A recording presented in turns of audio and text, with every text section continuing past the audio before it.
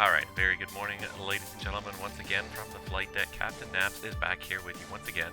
And today we're going to be doing something quite different from what we've done in the past. As you can see, we have got a wide-body aircraft loaded up here today in Toronto.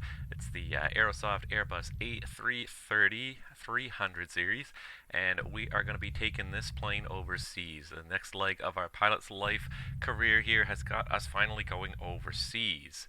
And so today, our current flight here is going to be from Toronto all the way to Amsterdam Schiphol Airport.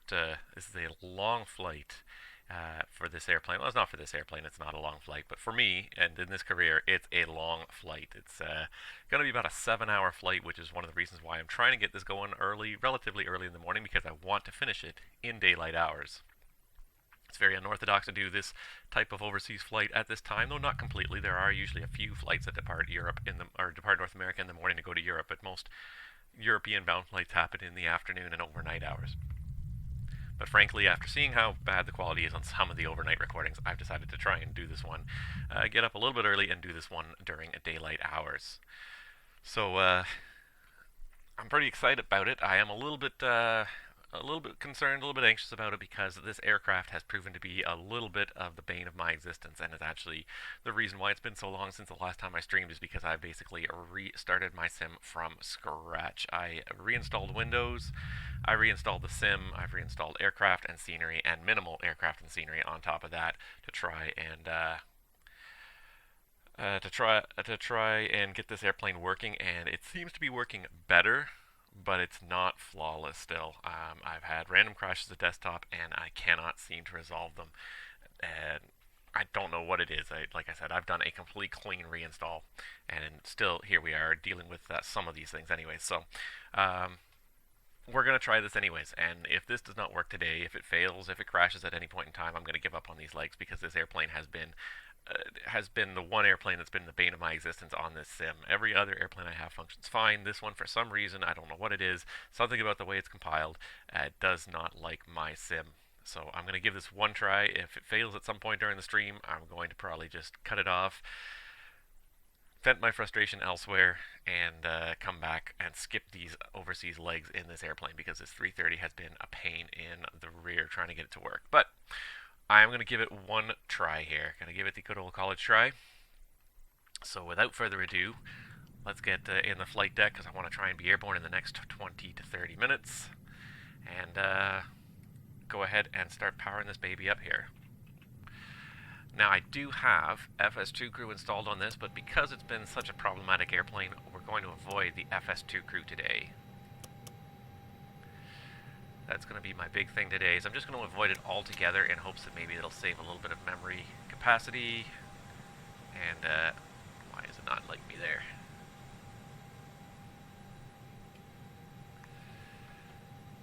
You know what I have to do as well?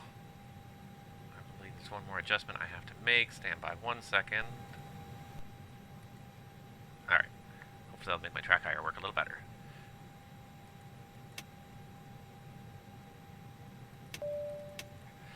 Alright, so the first thing we have to do, because this is a heavy jet, it's going to take a while to fuel it. First thing we have to get going here is the fueling. So in the control panel here, I'm going to go and check against my flight plan, which I've just got up here on my other screen. I'll show it to you later. 48.5. We'll run it to 49 tons of fuel. And while we're in the load sheet, we can also put in the estimated number of people, which we've got basically a full bus at 292. And 2.8 tons of cargo. That's what we're going to throw in there. And then we should have, now as I said, I've reinstalled the sim, so I'm just going to check, I'm going to check settings off in here to make sure they are correct. So first thing we do is request refueling. While we're at it, we can also request catering to come, and in a minute we'll get on with requesting boarding, which won't take as long probably as fueling. But let's just go ahead and make sure the flight deck is set up here. So make sure our ADIRSs are all turned on to nav mode. Basically everything else is just a question of turning the white switches on. instance, white in the Airbus usually indicates off or some other non-standard position. Biggest thing usually is the fuel pumps are usually turned off between flights. Not much else is usually turned off.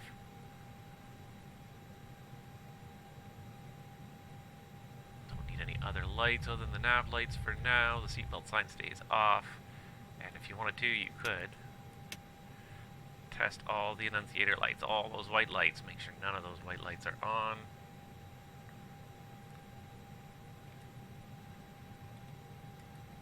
And there we go. While we're on the overhead panel, we can turn on COM3, necessary for the A cars, not much else. Not seeing too many other white lights there.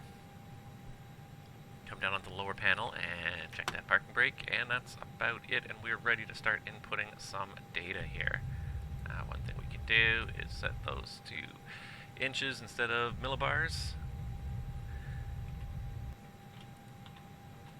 And one thing I did not do, as I said, I thought I had preserved certain settings. I did not do as good a job preserving certain settings as I thought I did. So I don't have, unfortunately, my EFB right now. I thought I had set up a whole bunch of stuff, but apparently I did not. Wow, that is almost impossible to read on there now. So I've enabled HDR because I find it actually has made this sim look a little better, but it makes this EFB washout so much it's almost unusable, unfortunately. And that's a bit unfortunate because I do like it. But anyways, I do have my flight plan up here on the other screen, and as always, we also have AviaWorks working in the background over here.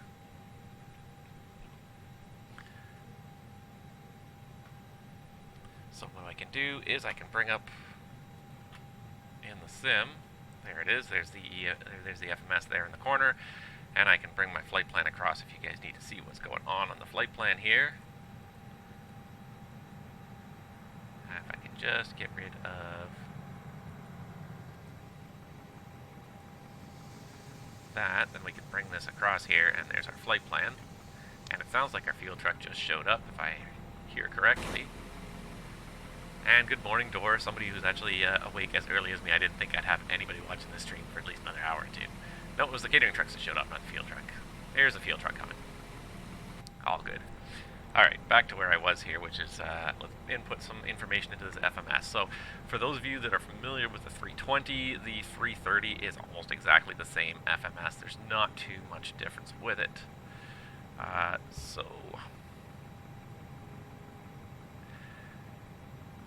I could load it all automatically or input it manually. Today we're going to input it manually, just for demonstration purposes as much as anything else. Our alternate today is Brussels. If we don't make it to Amsterdam for some reason, our flight number today is Transat 360.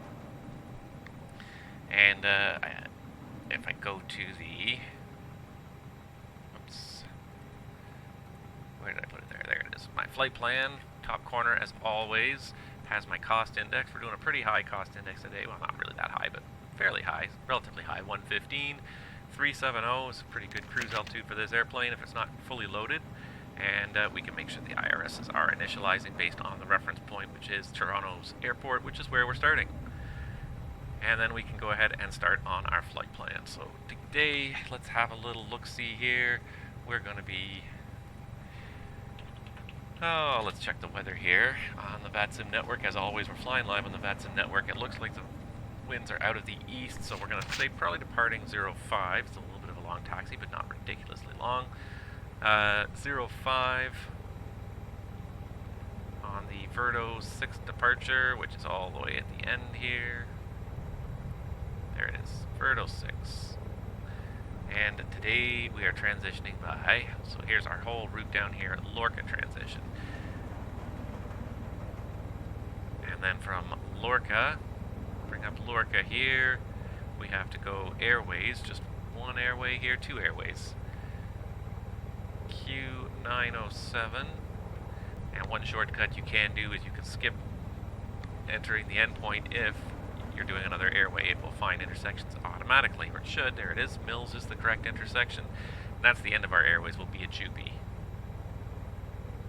Jupi. and then after that, it's we're into the Nav system here. Actually, it's not really the organized track system because I believe the tracks are a little farther south than what we're doing today, so that's okay. So 4940 north is the shorthand. Sorry, 4950. 50 north, and then 5140 north. 5330 north.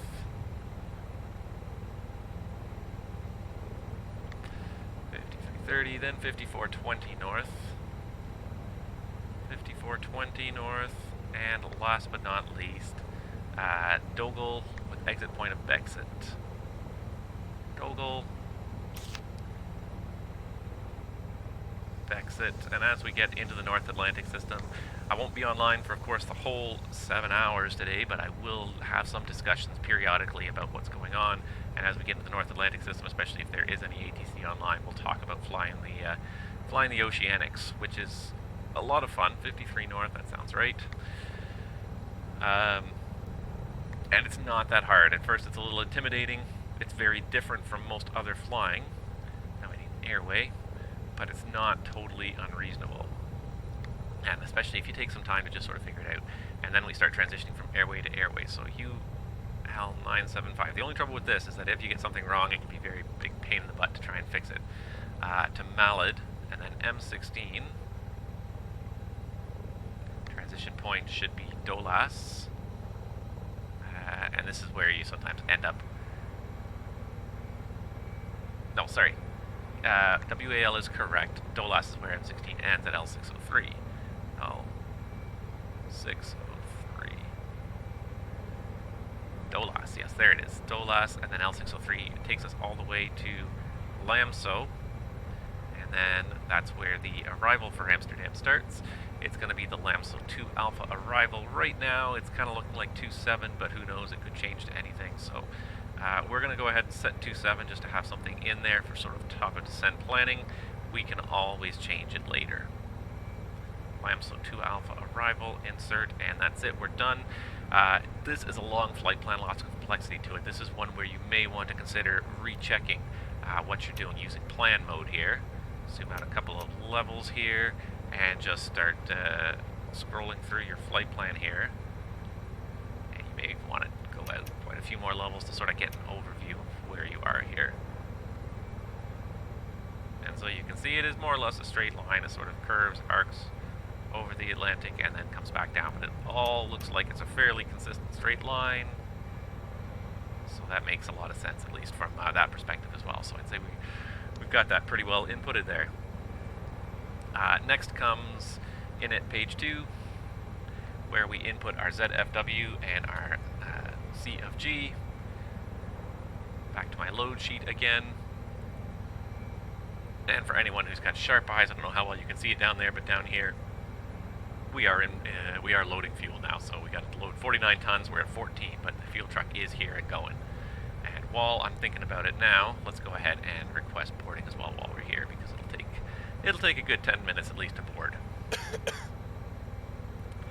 And and Dora, I didn't even read your message there. I'm sorry, I'm not even focusing that much on my stream chat here. But Dora says we can expect 06 left for departure Toronto. So that's fine. I'll change that in a minute when we get the clearance. In the meantime, here on the load fuel sheet, we do have 154.7 and a 26 for the CFG. We can put those in. You can put in your planned block fuel, how much you expect you're going to load on by the time you leave the blocks, 49 tons, and then we'll be able to put in some performance numbers. So given 6 left, given the heavy load, it's a little bit of a heavy load for this airplane. We're going to do a flaps 2 departure. That'll give us a V1 of 140, V2 of 140, or sorry, VR of 140, V2 147. So that's okay. Help us get off the ground. 6 left is not short, but it's a little shorter than 05, and certainly this airplane is going to be fairly heavily loaded. How many passengers are we loading? GSX wants to know. 292 is confirmed, and we are ready to start boarding. And the FMS input is done with that, so then you pretty much sit here and you watch the boarding process. So it's really not a terribly crazy process here. Alright, so here goes the boarding. fueling is still happening, but we're also going to start boarding luggage. They're opening the doors, getting ready. And as well, they're going to start boarding people through our jet bridge as well. You'll hear it any second now. Alright. Moving right along, let's just make sure that the rest of our FMS here, or the rest of our flight deck is set up here. So I'm going to go ahead and just turn off that FMS there for a minute. Alright, and we do have an ATIS in Toronto, actually. Of course, the second I look away, the second I think about it. Now that we have DORA online providing departure services for us, which we do appreciate, 3017. 3017. So let's make sure we got this set. Now here's one thing that's different about the 330. My scrolling does not always work the best. In this airplane, for some reason, it keeps going back.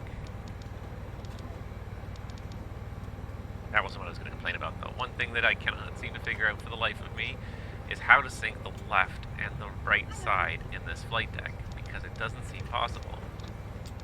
Most other airplanes in the sim, you can sync the captain's and the FO's altimeter settings, but for some reason in this airplane, this is the one airplane I've ever come across where it's never synced, and there doesn't seem to be an option for it. If there is, I've missed it, but I could not find an option for it.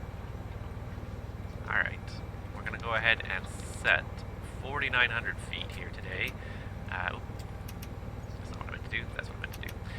The reason you set 4,900 is to indicate you haven't gotten the clearance yet. A lot of airlines make this policy where you put a weird number, like something that ends in a 9 usually, to indicate that you have not yet gotten the clearance, and then as soon as you get the clearance you can put in the correct altitude.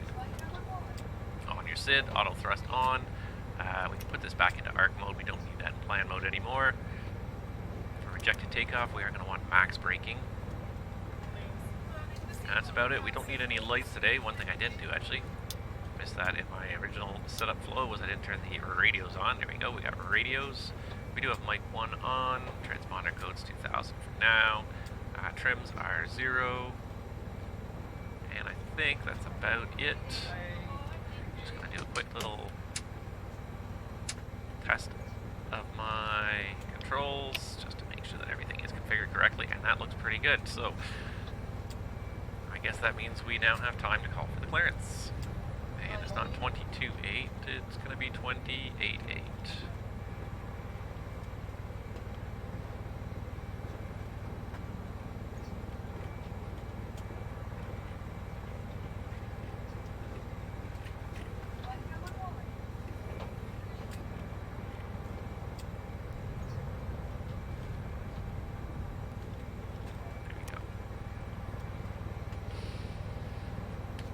Departure, good morning.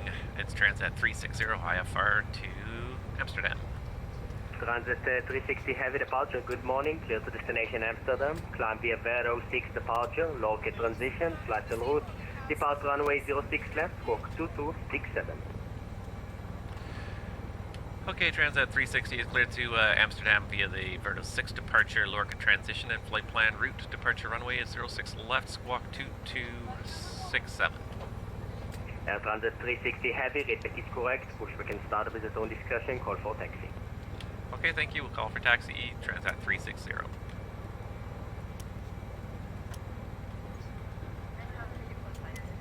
There, 2267 is in the squawk. We just got to change the departure runway now to 06 left. How's that fuel load going? We're up to 28. It's going to take a few more minutes here still. Okay, so we can change that departure runway. I'm just going to pause my track IR because sometimes it does get distracting. I don't notice it because when I'm not looking at the screen, when I'm looking down at something else, I don't notice it, but I know you guys are looking at it. So, flight plan, change the departure from Toronto to be 06 left. And then you've got to reselect the SID again. Verto 6. Lorca transition. Insert, and then the big thing when you make any kind of change, first of all, it's going to change takeoff data, is make sure that the transition stayed in there and it didn't insert a discontinuity after Lorca, which it did.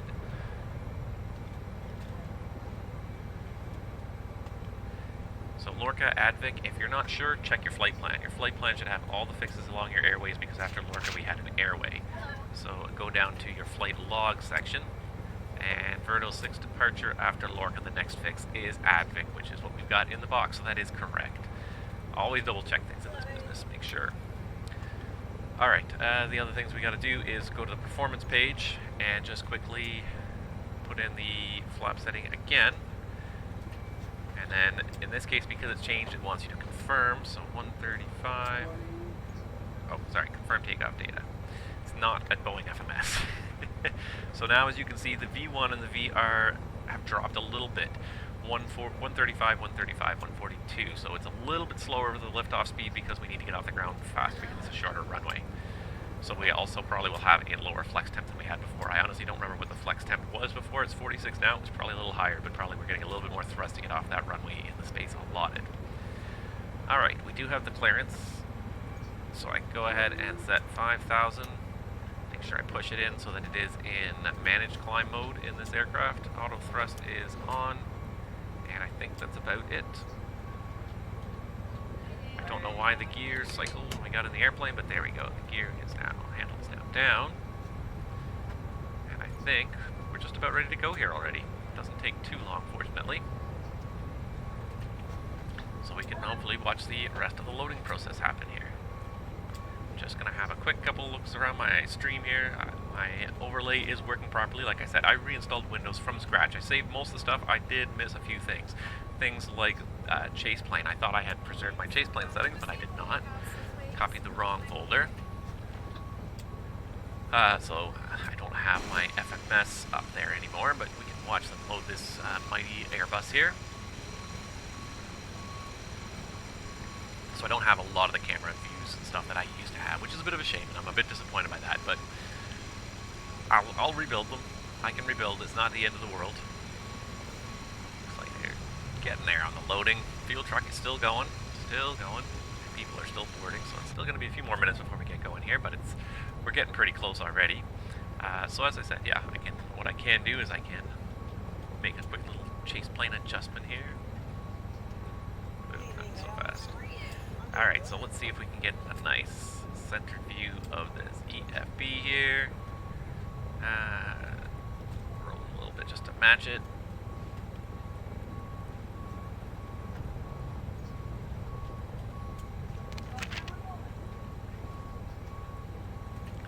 Because I really like that. It was really nice having that conveniently close.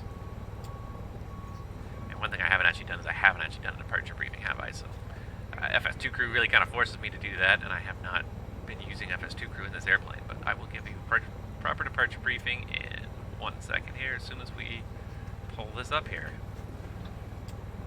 I can always tweak this a little bit more later if I need to. It's pretty good as it is. Just a tiny bit more too far. Let's do that for now anyways. And I'm just going to really quickly move that to a more... you know what, that's fine where it is. Okay. One thing we can do, flight plan's a little bit easier to read from a little closer. We can go into the airport charts and really quickly... There we go. Pull up the charts here and give you guys a quick departure briefing for today. So I'm going to go ahead and add this... Oh, this. Hope that worked. And let's see if I can add a filter. Even just that should be enough to get me the Verto 9 departure off of 05 and 06 left. There we go. Hopefully you guys can see these charts well enough here. I know it's kind of washed out, but actually the night view is not that washed out. It's kind of nice. Alright. That's not the one I wanted.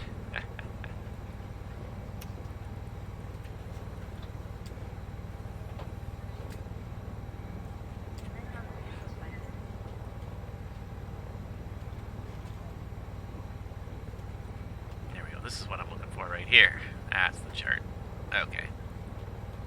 Can remove this one. Don't really need this. You can read the whole briefing if you want, guys, but I'm not going to worry about it.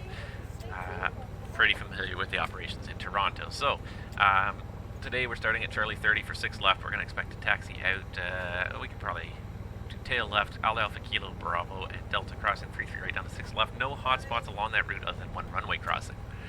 departure today. That's not the right one. That Verco 6 arrival. Ugh. Wow. Must be early. I'm not focused enough here. I'm looking for the Verdo departure. Honestly, this is the one I'm looking for. There. Don't need that. This is what we're looking for. The Verdo 6 departure today, Toronto. 10-3 Sierra, 30th of January of 2020. Notes, radars required. Caution to simultaneous departures. 100 mile saves, 4900 jet aircraft. Philippines 5126, ready to taxi. And Philippines 5126 heavy, runway 06 left, on altimeter 3017, taxi via Alpha Kilo Bravo. Alright, so pretty normal notes there for 06 left specifically, and I should just bring up the FMS and just review against the FMS to make sure that when we do flight management it's going to fly correctly. Notice I did not delete discontinuity. It's in there for a good reason.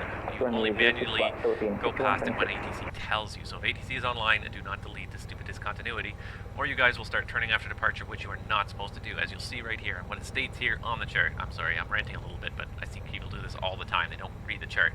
Unless otherwise assigned by ATC. Climb heading 057 to 1,000 feet, and then continue climb on a heading 057 or as assigned. Expect radar vectors to Alca or as assigned and proceed via the depicted route unless otherwise assigned by ATC 5,000. We get the 5,000 feet set.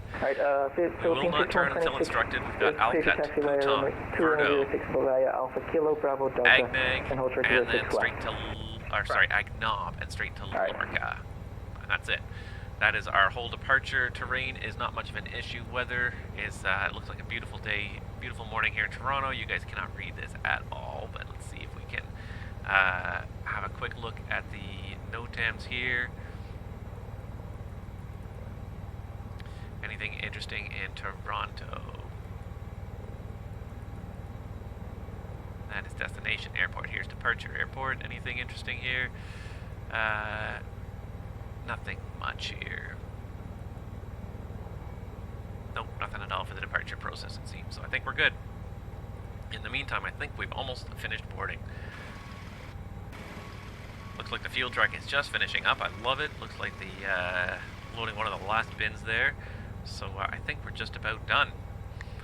And there we go. So I hope nobody has any questions about that departure briefing. My FO seems pretty silent, so I guess it was pretty good.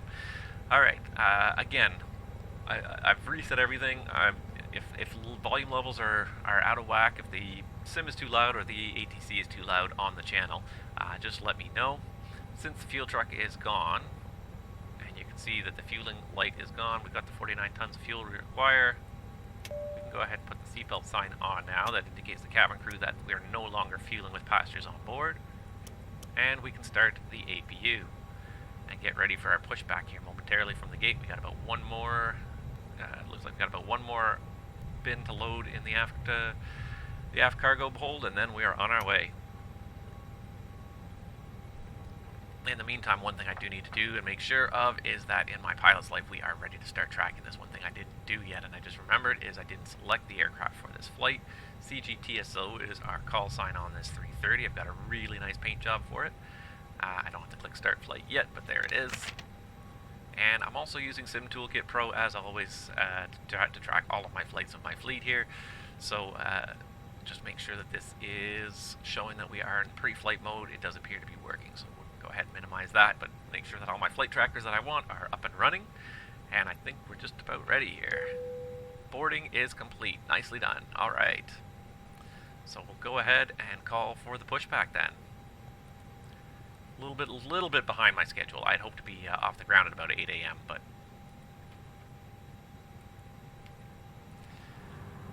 what are you gonna do? All right, so let's go ahead and do the before start checklist. Cockpit preparation. Oh, look, coming out of the building. Let's see here. Cockpit prep is complete. Wheel chocks. I will have to remove these manually because I don't have my FS2 crew, so just make sure the brakes are on. One thing I'll say about Aerosoft's Airbus is it does lock things out. If I didn't have the brake on, it would not let me take the chocks off. We're ready for pushback. Alright, let's just check and make sure that the APU is up and running and the generator is online. Generator is available, so we can go ahead and take off. External power, please remove the GPU. And if you didn't have the parking brake on, it would not let you remove wheel chocks. Just like it won't let you load the airplane if doors are not open, which is actually really smart. The way the whole airplane is set up, a lot of stuff about it is very smart. Okay, so wheel chocks are removed. Cabin signs are both on. Adders. Our nav. Fuel quantity, we have 49 tons per our flight plan. Takeoff data. Departure check completed. Bypass Confirm, and we should have it up here for the departure process. It is set. And barrel ref 3017 set. And before start checklist below the line, windows and doors are all, again, I'm going to pull up the doors page here. Everything's green, closed. Beacon on, and actually I'm going to need the EPU bleed, which the beacon always triggers me to remember. Thrust levers are idle, and the parking brake is going to come off in 1 second. Just make sure there's no one behind us. Release parking brakes. Alright, I'm doing it. Commencing push. And parking brake is All released. engines The clear. before start Start at checklist will. below the line is complete. So I hope the balance is okay. I hope my voice is able to override all the background noise. If it's not, just let me know. As I said, everything is been reset. Okay, we're in the push. Let's go ahead and start engine 2.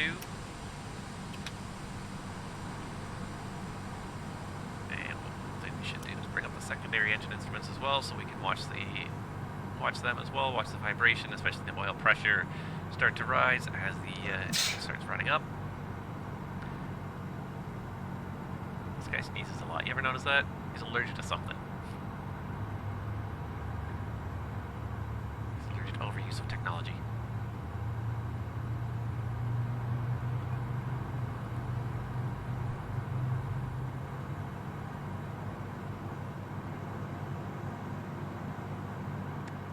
Alright.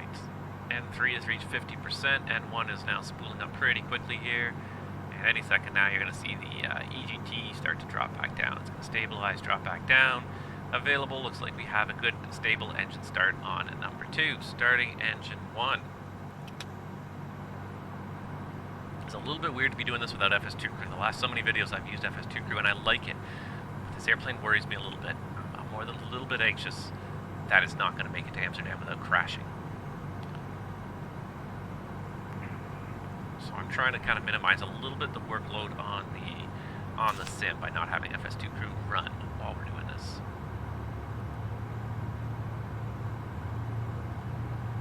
As it is, this airplane's a bit of a memory hog. And for some reason, it never slows down, hogging memory. And I don't know why.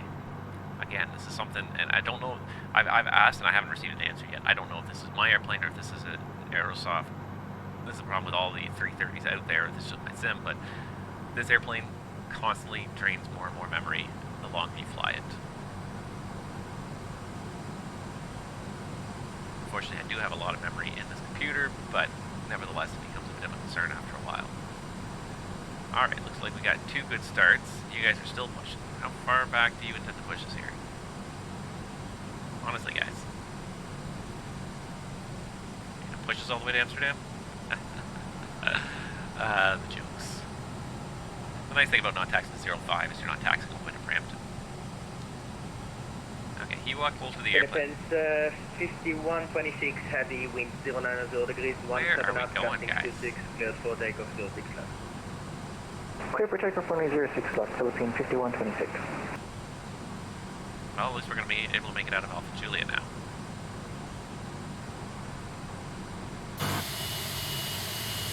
See, I don't think normally they would push us that far, would they? I really honestly don't know. It seems a little bit excessive anyways.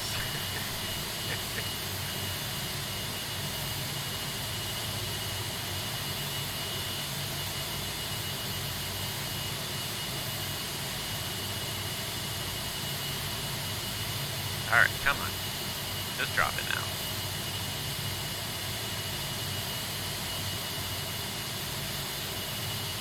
Wow, how far are you guys going here, honestly?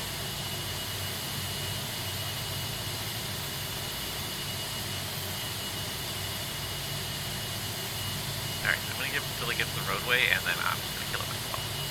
That poor guy has got his work out. Okay, he stopped. Which means we're done.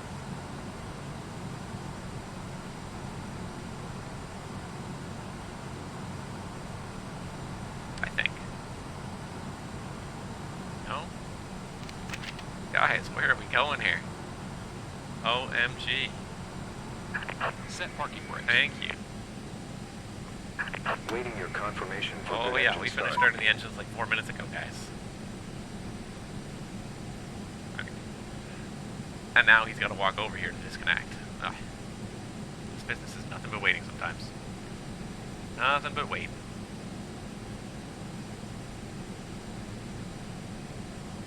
Well, while he's coming over, normally we'd wait till we see the release to do the after start flow. I should be patient.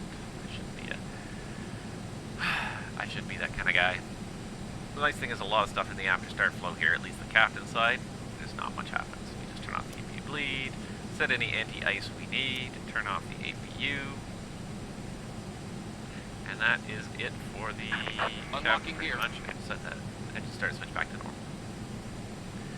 I won't move the flaps until I know that nobody's Tow clear. truck disconnected. Bypass bin removed. As soon as I see my guy walk away here, we can set the flaps.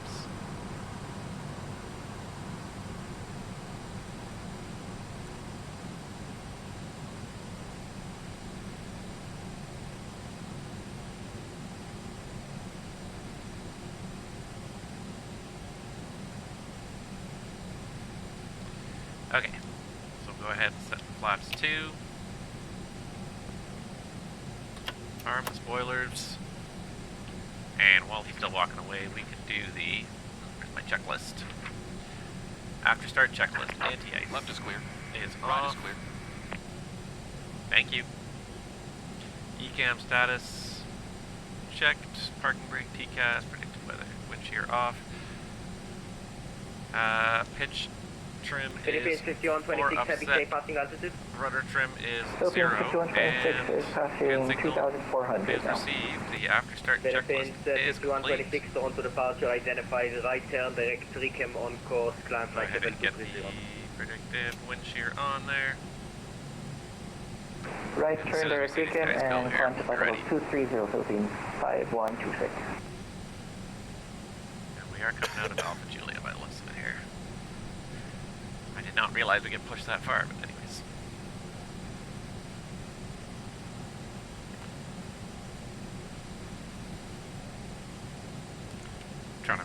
Toronto departure. Transat 360 ready, taxi from Alpha Julia. Transat 360, space, set score for Charlie. Transponder's coming on, transponder 360. Did I say transponder 360? Transat 360, thank you, runway 06 left, altimeter 3017, taxi via Alpha Juliet, Bravo, Delta, cross 33 right, hold short 06 left. Out Alpha Juliet, Bravo, Delta, cross 33 right, hold short of 06 left, Transat 360. Get the taxi light on, and away we go. Now this is a heavy plane. And when it's heavy, usually it's a good indication that it's a long airplane, which means center, with a wide wheelbase, centerline adherence becomes more important than ever. I say as I stray off the center line.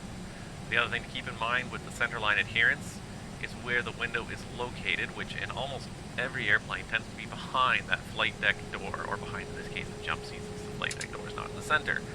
So always keep that in mind. Don't start turning now, because the wheel is not ready to turn yet. Now you start turning when the yellow line's behind you, and that'll put your nose wheel almost precisely Philippines on that line. 5126, no speed restriction. No speed restrictions, Philippines 5126, thanks.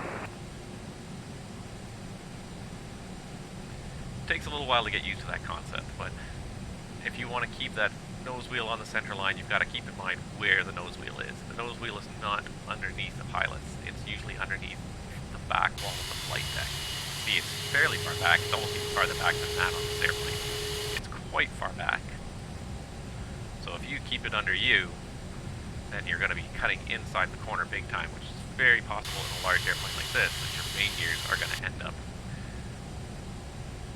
cutting off the inside corner of a turn on the pavement.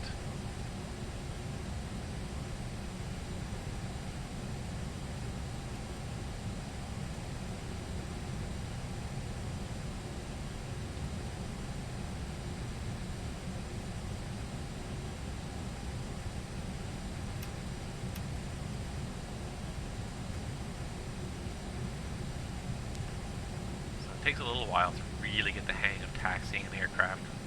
We're going pretty fast to be making that turn in this big airplane too. And definitely when you're taxiing a larger aircraft, slower is often better. Gives you more time to react to things that are happening.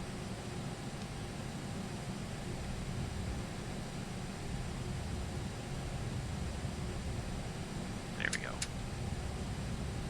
Once you get it on the straightaways, you can give her a little bit of juice and get her going, but take the turns nice and easy. Give yourself lots of space to make those turns. Very easy to lose one of the inside wheels on the inside of the turn if you're not being careful. Most of the major airports you're going to go to are going to have these pavement fillets too, where the pavement kind of gets wider as you get close to the intersections, and that's to allow the main gear of a larger jet to sort of cut the inside of the corner a little bit.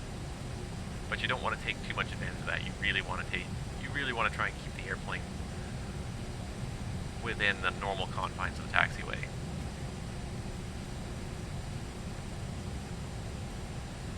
Alright, as we're going down here, and one thing I didn't do actually before I left the gate, I'm supposed to do was the flight control check. Philippines 5126 Heavy, no further ATC is available. Toronto Center is offline, leaving my airspace. Radar service terminated. Alright, so flight control check, elevators. Pull up. Thanks for the help. Bye-bye. Pull down. Yep. Centered. Ailerons, full left. Centered. Full right. Centered. And then the one that's going to throw us for a bit of a loop here, so let's wait for a wide spot. Alright, the rudder. Full left. Full right. And back to the center. Alright, that's better. The smart thing to do, and normally what I try to do, and I just realized that I forgot there, is to do it before you leave the gate area. Before you start taxiing, do your flight control check, then you can move the rudder to your heart's content without deviating while you taxi. In the real airplane, of course, what you can also do is temporarily disconnect the nose wheel steering while you're taxiing, just to do the rudder check for 3 or 4 seconds, but then you lose the ability to steer, so it's a little bit of a risk. You got to be careful with it. Alright, we're now going to cross 33 right, so we're going to get the strobe lights on.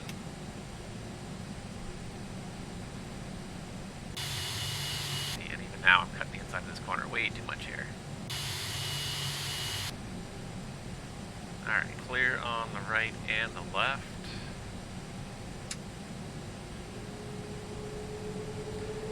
I do like the whine in this airplane. There's something very unique about it.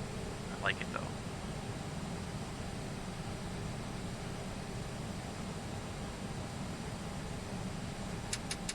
Cross on the runway. Kill the strobe on the other side, but keep in mind, you're now dealing with an airplane that's probably, I don't even know what the length of this airplane is off hand, but you're talking 150 to 200 feet long.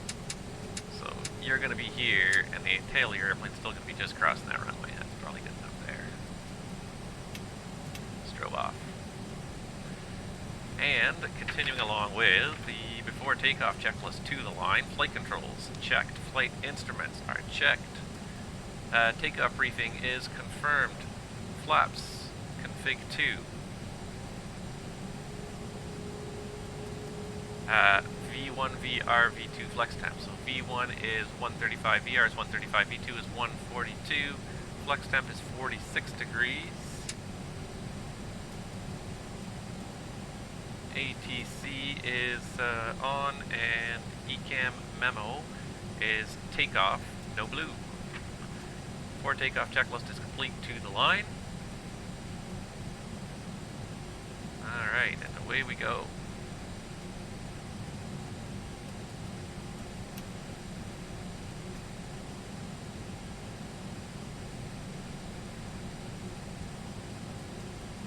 Certainly is a nice morning in Toronto, nice clear skies.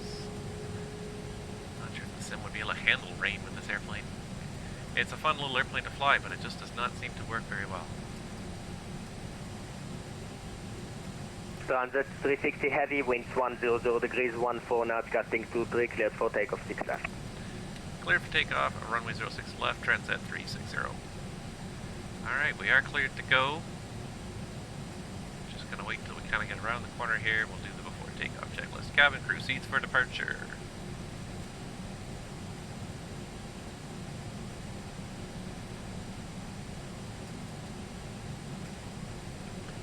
Alright, so we got the TCAS to TARA.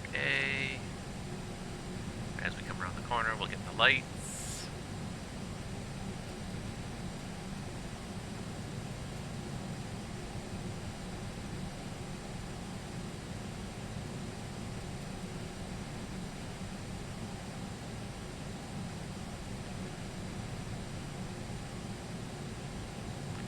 For anyone who's looking for a bit of a guideline on what's a good speed for making these hard 90s in an airplane, in almost any large airplane, and I'm talking even narrow body jets, 8 to 10 knots. You don't want to be bombing around corners more than 8 to 10 knots. Everyone in the back is going to really feel it, and you're going to lose the ability to precisely control what you're doing during the turn. I may have accidentally touched my flap lever there. All right, let's go ahead and get some lights.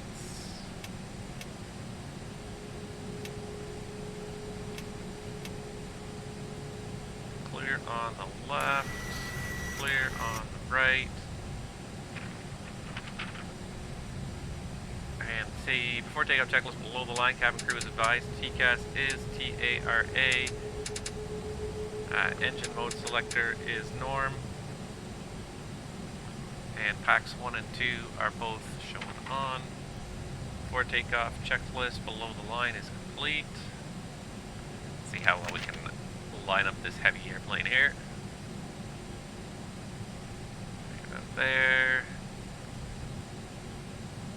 Tiller full over, and let's see how well. I think I still did it a little bit too early. Every airplane's a little bit different to try and line up on a runway because every airplane's a different length.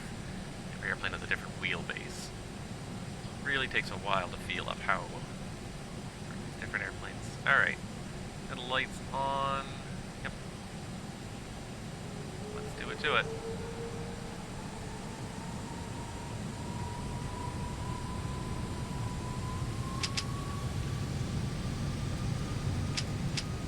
There we go.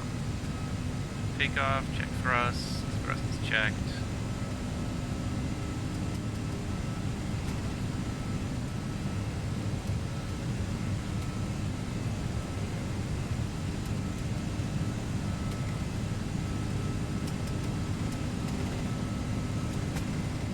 There's 100 knots.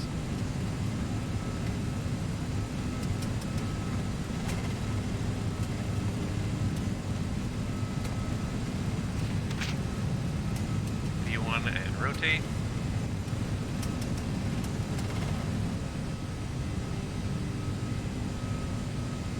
Positive rate, gear up.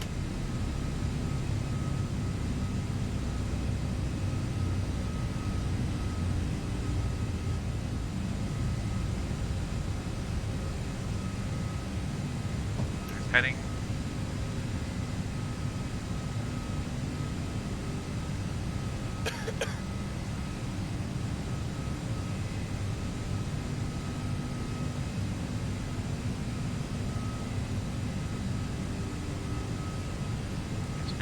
Feet for the sake of speed, making this easier. Autopilot's on.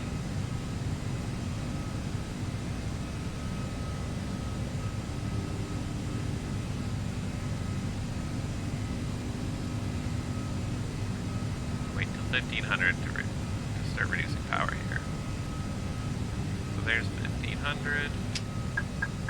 There's climb thrust. Need to pass the F speed for flaps 1.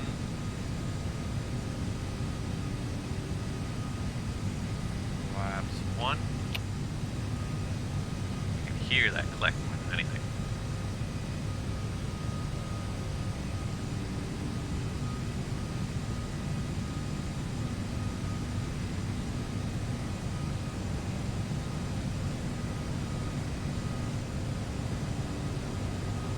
There's the S, flaps up. Disarm the ground spoilers. Ground departure, Transat 360, airborne 2,000, 500 for 5,000. Transat 360, to on to departure, identified, climb flight level 230. Climb flight level 230, Transat 360.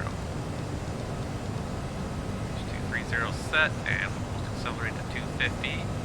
There it is. Flaps are retracted. To the after takeoff checklist. After takeoff checklist. Landing gear is up. Flaps are retracted. Packs are on.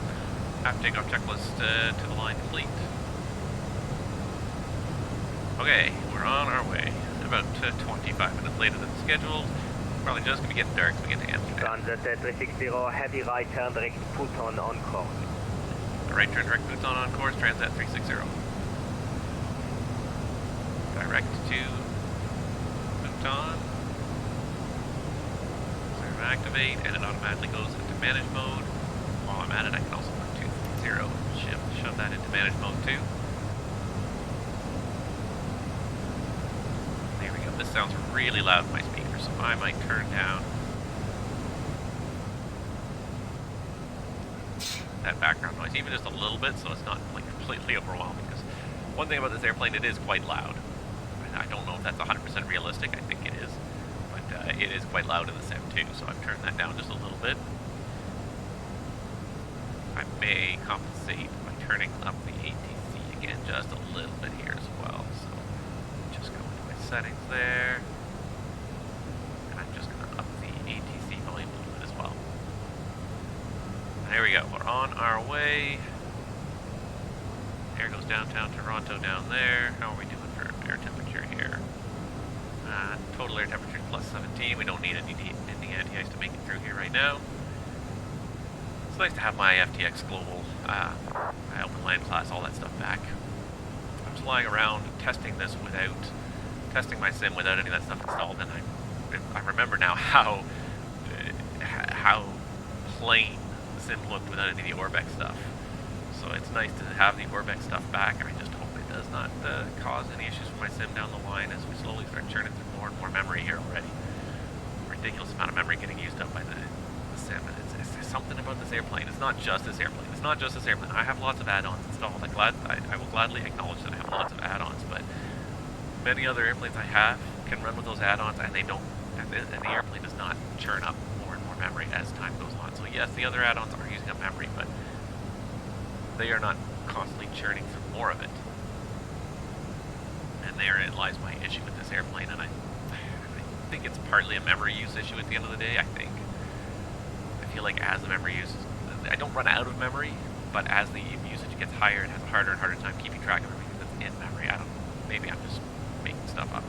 It's so hard to chase down those sim crashes, those random sim crashes. It really is very frustrating, as I'm sure any of you who have ever had them can attest to. But there's 10,000.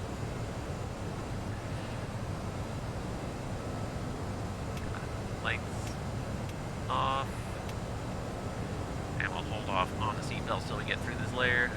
Usually it's a little bit bumpy in these files, so just wait. But yeah, the sim has been really caused me a fair bit of stress the last week or so as I've been trying to fix this issue with this airplane not being... 360 heavy, no FAD ATC is available. Toronto Center is offline. Radar service terminated. Monitor Unicom 1 to 2.8. Ensure flight is keep home. Off to Unicom 122.8. Thank you very much for the service this morning or this afternoon for you, and we'll see you soon. Transat 360. Yeah, good morning.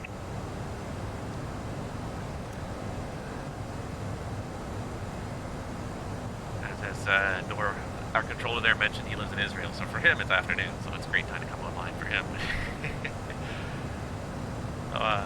For me, it's still a fairly early morning. Good thing I've got my coffee.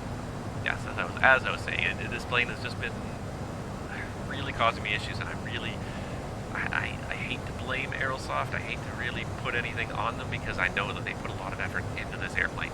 I know they have. And I know lots of people could use it successfully. I've talked to plenty of people who have had no issues with it, and it's just funny that this is the one airplane that for some reason does not like to work with my sim. None of the other airplanes I have problems with my sim, but everyone's got those airplanes. That airplane that they have that they just cannot seem to get it to work properly for whatever reason. There's some little bit of code that doesn't want to execute properly on their computer, whether something's been replaced or corrupted over the years. That being said, this is a fresh installation now. I reinstalled Windows, went straight to wiped my Windows drive, formatted it, reinstalled Windows, reinstalled P3D, and it worked reliably for a certain amount of time. But I I've had still a few crashes in this airplane. I've had probably more successful flights than crashes. But, you know, you're still measuring, like, I still think about 1 in 5 flights ended with a crash to desktop on this airplane, so. And the longer the flight, the higher the odds of it happening seem to be. Which is why doing this long flight, this 7 hours to Amsterdam, is what concerns me. So 1944, I'd hope to be in Amsterdam about 1900 hours. We got 1944 in there right now. We will pick up a little bit of a tailwind, so what we can probably do is start putting in some wind compensation in here. Help make that time a little bit more realistic now that we're above the cloud layer as well. Go ahead, let people go. As they say, let my people go. I'll just wait till we hit transition and then we'll put in the winds. So for those of you just joining us, we just took off from Toronto today. We were bombing around in our beautiful Air Transat A330, and what a nice airplane it is from the inside too. The plane looks really nice, really crisp. I really like it, and the fact that it has technical issues and glitches really kind of makes me sad, because I would like to fly this plane more than I do, but frankly, I probably will end up flying it very little. I'll probably go back to my PMDG 777 and 47 when I want to do long haul, because this airplane has just not proven itself reliable on my sim. I don't know why. I'm at a loss. I've investigated the crashes quite a lot, quite in depth. The trouble is, it seems to be a different thing every time. Nothing seems to happen repeatedly, which makes it so hard to chase down. I've read the Aerosoft forums to no end, and the VATSIM crash to desktop guide to no end, and nothing seems to be helping with it. I've done, total reinstalls of my display drivers. There's transitions set standard.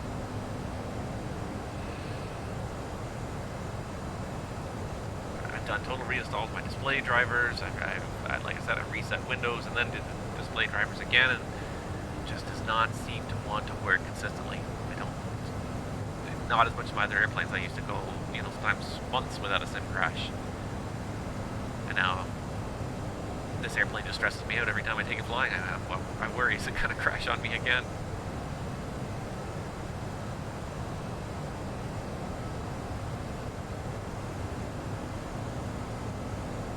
Anyways, while we're in the climb out here, we got another almost 20,000 feet to go. We can maybe steal some information from my flight plan here and start putting in some wind details. So what I can do is I can bring it up over. No, I can't do it yet, but I can do this. There we go. Bring that up so you guys can see what I'm doing. I'm going to do it with my AviaWorks FMS here, which logged itself out while I was looking.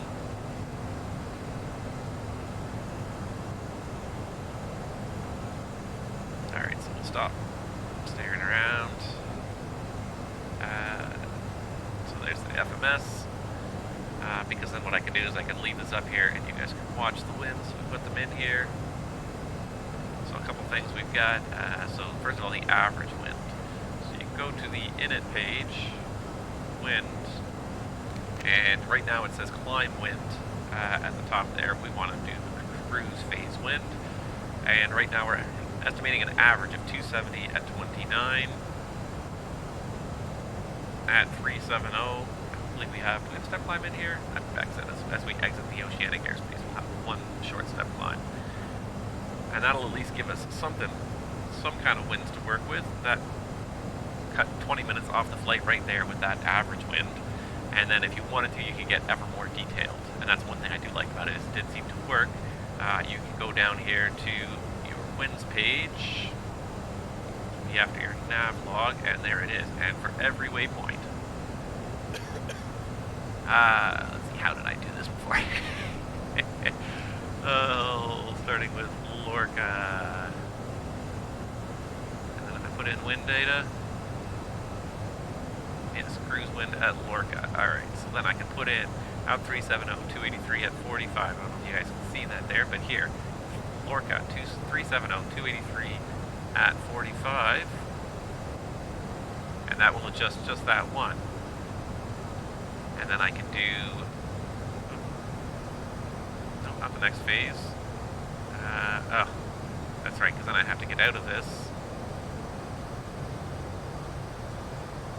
That's right, this is a bit of a pain in the butt to do though.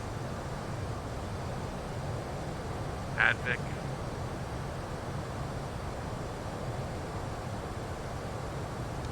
Yeah, this is a bit of a pain in the butt to do. I've got nothing else better to do right now, but... Oh, we leveled off at 230, didn't we? I did not set 370. My bad. No ATC to instruct me. I'm just a dumb pilot. I don't know what I'm doing.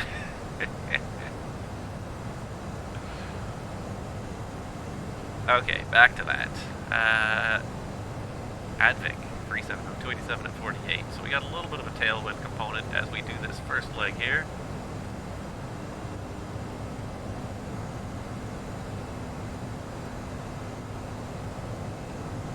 Do we have a wind routine? We do.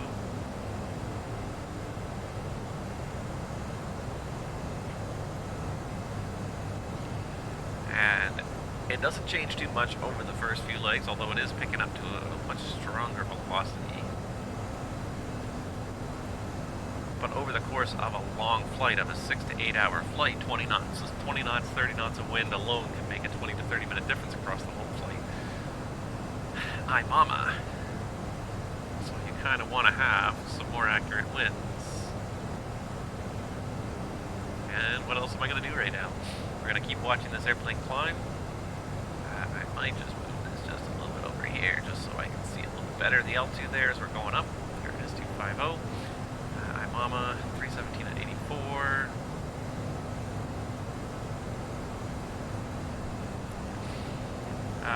Mills.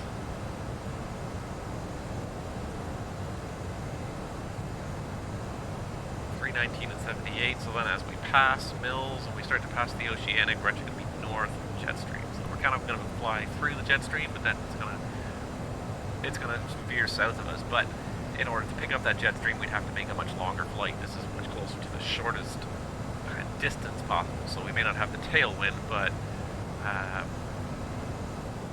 we do have Vinci as a waypoint, but we'll have a slightly shorter distance. So we'll ride that tailwind as long as we can. But we're not going to go far out of our way and add another 5% of distance just to pick up another 5% of speed. 326 at 36, so you can see now the winds have dropped to just 36 knots as we get out to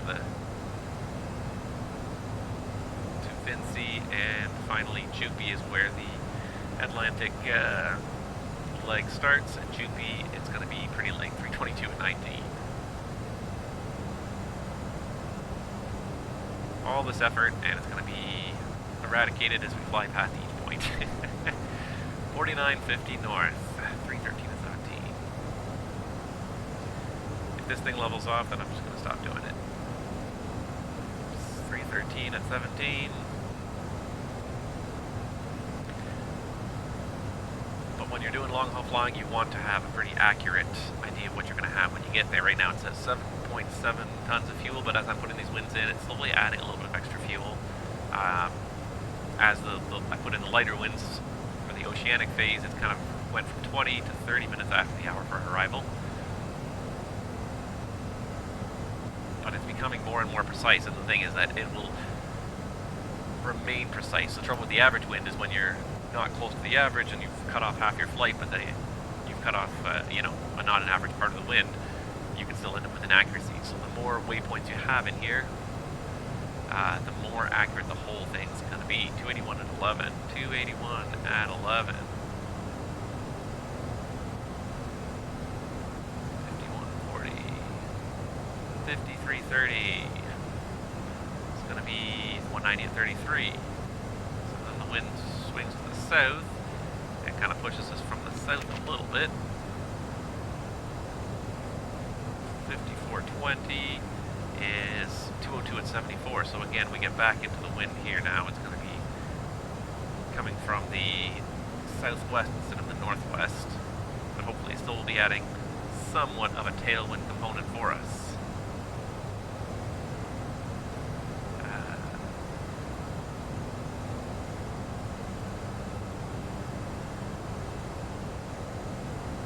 Oh, I see what happened. We passed a waypoint and everything sequenced while I was inputting stuff. And I see what happened there. Exit. 220 at 68. 220. 220 at 68 from Exit. And then Exit is where we're supposed to step climb to 390. I'm going to ignore the step climb for now. We may or may not do it. We'll see how things work out as we get there. That's quite a few hours from now before we have to worry about that. 255. Alright. So let's have a look here and see how much things change over time. So Liffey, there's a bit of a change, and then I'm gonna be looking now to see what I can actually do as well. I can put in a wind for Liffey for 390, 255 at 51 at 390. 255 at 51 at 390. I will try to get that step climb in there. So assuming we do it, we can put in the 390 wind. And then the next couple waypoints, you can see they have about the same wind speed. It doesn't change too much because the next waypoints, we're on the airways at this point, they're going to be waypoints that are very close together. So if there's not much of a shift in the wind speed, I won't bother putting it in. But Backox, 262 at 56 at 390.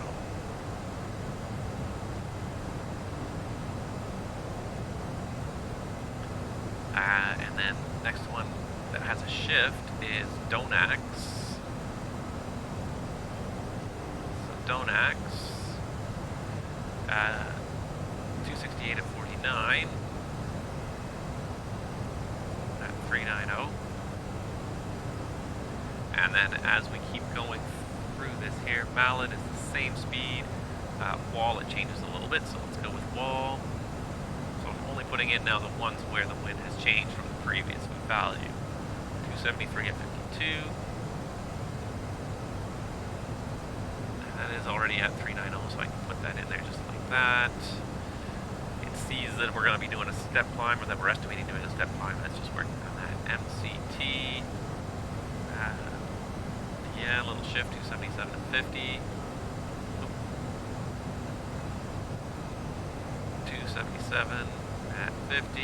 And at this point, we're getting so close, we're getting into almost top of descent here. I think we'll do one more, the Napex. And we'll call it A. Napex. Wind. Now you can see why the ACAR's wind retrieval is so much nicer though. Don't have to put in all of this stuff. 280 at 52, and that's it. It's done. We've got enough winds anyways to get across the ocean here. And bottom line, still saying arrival in Amsterdam at 1920 Zulu, which I believe is about the time of the sunset, more or less. So we'll probably have a fair bit of light still left. It won't be dark night anyways when we get there. I believe the sunset is around 1920 Zulu in Amsterdam.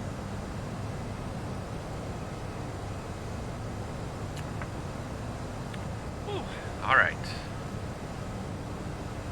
Almost there now. Climbing through flight level 336. We can have a quick scroll around the flight deck and just make sure everything looks okay for RBSM 337. 338. Yeah, they look pretty close. 338. These agree as well. Yep. I don't think the Aerosoft Airbus does that so much, but the PFDG, especially the altimeters of each model separately, and different altimeters will have different random altimeter errors that you do have to monitor and make sure that they do meet the RBSM requirements, that they are within a certain number of feet of each other, which is great. I think that's... And I seem to have another spectator now. Phil is awake this morning. Good morning, Phil. As you can see, I finally have my sim reinstalled, up and running again, and hopefully we can make it all the way to Amsterdam without crashing. As that is the goal. I am not 100% confident in this airplane, in this sim combination, but we're gonna try. It is looking pretty nice and green out there these days too. That's one thing that's kind of nice too now. We can probably close this up because we're not looking at that anymore. But my, how nice and green the world is starting to look out there. I got really tired of flying that Dash 8 all winter long and just looking at the white snow everywhere. So it's kind of nice to have some nice green Orbex Worlds now down in front of me. I am enjoying the spring and the summertime.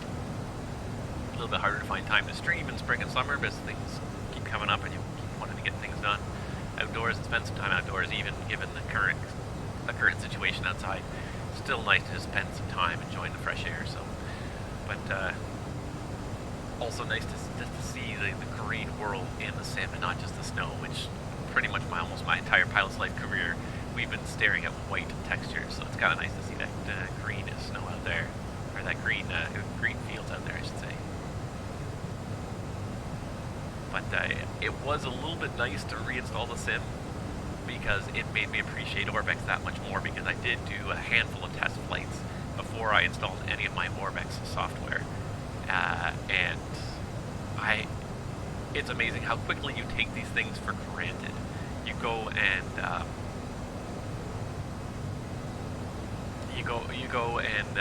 you do all these upgrades, and then you have them for 6 months or a year, and you forget what it's like to have a sim without upgrades. And you forget how blah the generic default sim is. I really wish it wouldn't automatically come out. I really don't like that trait. But one thing I do enjoy about this airplane, I didn't know, there's the Alt Cruise star. One thing I didn't know about the beeping is this beeping that kept happening. I had to look it up. But if I open the cockpit door, apparently it was a cockpit door alert. So if I come down here and I unlock the cockpit door. I have some drink for you, Captain. Here you are. Then I get myself a cup of coffee. And my cell phone apparently too. Apparently she has my cell phone for some reason. I don't know why. But I think that's just a cute little gimmick, just a cup of coffee there. It's a silly little gimmick. I like it though. What's flying without a cup of coffee in your hands, right? So I do like that. That's it's a silly thing, but I do enjoy that, getting that cup of coffee brought. More than it goes with the whole immersion thing, which is what Aerosoft is really about. It's not necessarily about 100% systems modeling, but it's about, hey, let's go with the whole captain experience. The FO puts down his footrests. I'm surprised he hasn't pulled out his tray yet. And there we go over Lorca. We've reached cruise. Fantastic. And wait for it. I bring this up. There we go. Only 3,028 miles till top of descent. Only 6 hours. 6 hours till we start down to Amsterdam. Fantastic. Short flight. Now we are doing a pretty good Mach number here. We're doing Mach 834. Can't ask for a whole lot better than that. So the red line I think in this airplane is Mach 86, I want to say. So you can't ask for a much faster speed than that, really. Anyways, looking out the window here, and that would be right down there. That would be Carlton Place right there, because that right there, for anybody who's not recognized it, that is Ottawa right there. That is Ottawa. That's the Renew River. That's the Ottawa River right there. Canadian Parliament buildings are, I believe they're right over here. Just right by this bend in the river right there. And the Ottawa Airport should be right about here, I believe. I don't have any upgraded scenery installed yet for that. I've been a little bit leery of installing scenery that I'm not using yet, but that's the Ottawa Airport down there. I will install scenery as I need it right now, but the sim has just been giving me so many issues that I'm leery of installing anything I don't need. But so far so good. So what else is there happening in the sim world right now? Probably the biggest thing, and I hope you guys will all catch this. There's not too many of you watching the stream right now, but hopefully in the YouTube channel you guys will also catch this. Active Sky, or Hi-Fi SimTech, has announced a new version of Active Sky that is P3D version 5 compatible, but it's also usable for version 4 as well. The reason why everyone should be aware of this is because right now they're having an open beta. Anyone who signs up during the open beta who's already an Active Sky P3D4 user get the new version for free as long as they sign up during the open beta phase. That's all you have to do is just sign up during the open beta phase. So I hope you guys are all aware of this. If you're not, go now to the Active Sky website and go download the open beta of the new version of Active Sky for Prepared. And when you do, you have to sign up through the software itself. After you install the software itself, you'll sign up through there. You'll sign up your account. You'll link it to your existing Active Sky license number. You just put in your existing license number for your previous version in there, and it should unlock for you. And as long as you participate in that, apparently you will have free access to the new version at no additional cost, just as long as you have a current Active Sky account. So, yeah. So, guys, if you haven't already done it, go sign up. We all appreciate a freebie in this world. Active Sky does some good stuff. I've used it a little bit right now. I've reverted back to the old version, mostly because I'm a little concerned with the memory usage of the new version. It seemed to be a fairly substantial memory hog compared to the previous version right now.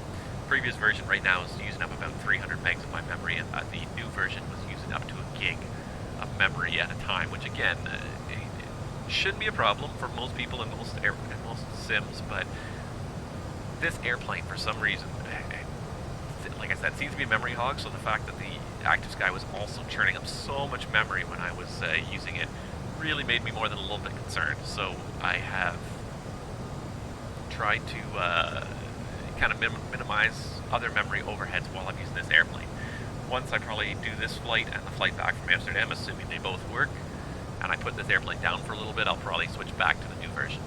You can't really switch back and forth easily because they have separate connection DLLs, and you can only have one of the connection DLLs installed at a time. You can't have them both installed side by side. If you want to run the next version, you're going to have to uninstall the other version, at least the DLL. So I may tinker with that and play with that. But for now, I'm running the old version only because this airplane, like I said, being a bit of a memory hog, the new version of Active Sky is a bit of a memory hog.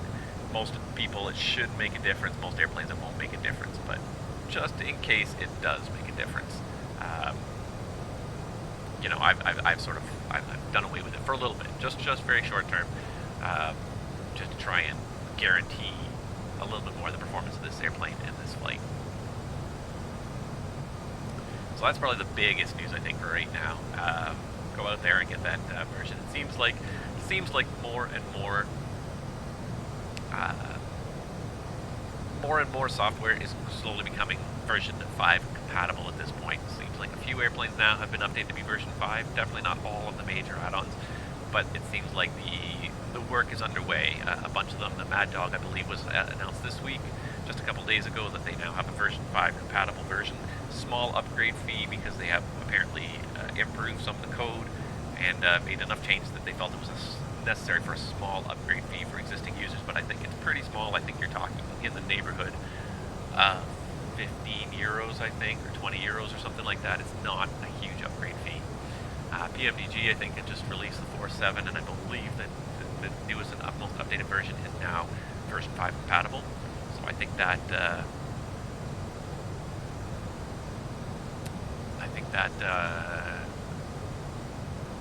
that's also compatible now. I don't think any of the other PMDG products are compatible yet, but they're working that way. FS2 Crew has released some companions that have been upgraded to version 5 compatibility. A lot of scenery is already version 5 compatible. So it's slowly getting there. I'm slowly contemplating more and more whether version 5 is going to be worth it for me. I don't think it's there yet. I'm not convinced yet that it's totally worth it. But it's moving that way now. It seems like more and more add-ons, especially if the add-ons that you love and you enjoy using are not available in version 5, then it's sort of like, well, what's the point, right? You know, great new sim looks really good, but I gotta fly the, F-22 around, and that's it. Whatever that default airplane is. And that's the only airplane I have to fly around in. I don't even, and that's one thing that really disappointed me was when, a bunch of the really good GA airplanes were pulled out of the prepared library. I'm talking about the Cessna and the Baron and the Caravan. You know, they were very simplistic models what they had, but they were great for kind of doing some GA stuff, especially the Baron was a really nice airplane. It was a light twin. You can get to a bunch of different places with it. Decent speed, I was really disappointed to see that default airplane taken out of the sim. And I know, yes, there are some great payware versions out there as well, but it was just one of those ones that was really good, you know, when I was trying to just do some flights in the VATSIM network, helping some controllers learn.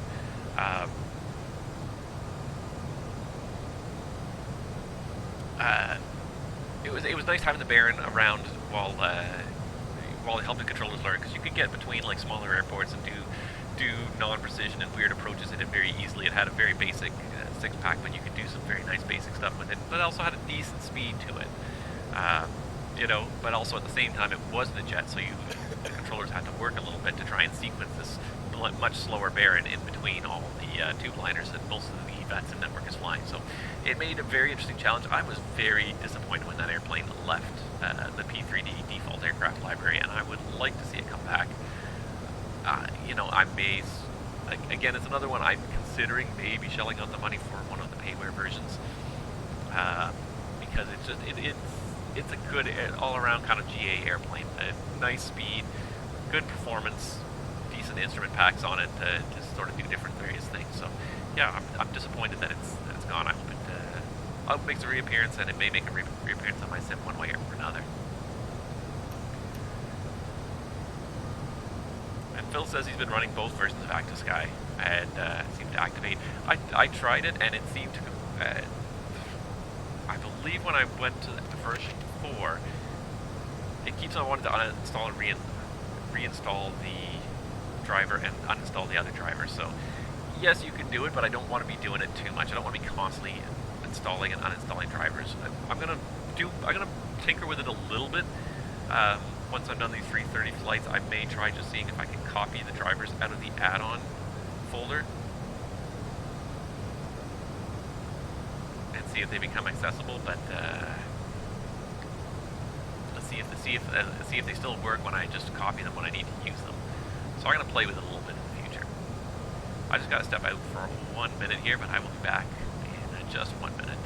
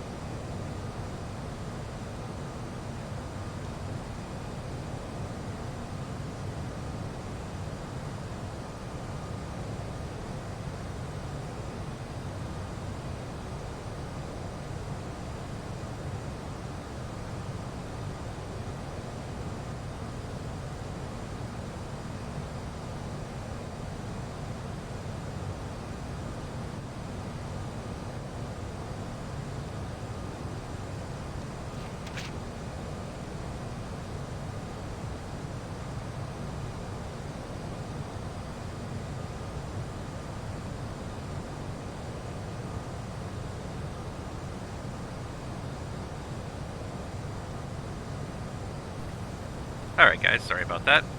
I didn't realize that this FMS was still up here. How long has that been there for? Anywho.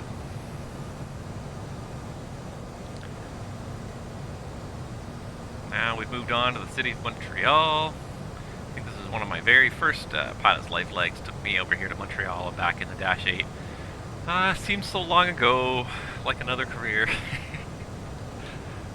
There's Mirabel. What a beautifully clear day out here. What a nice day. I feel like it's going to be a nice day to get outside and do some chores today. Oh, it is the season for home renovations, gardening, everything else.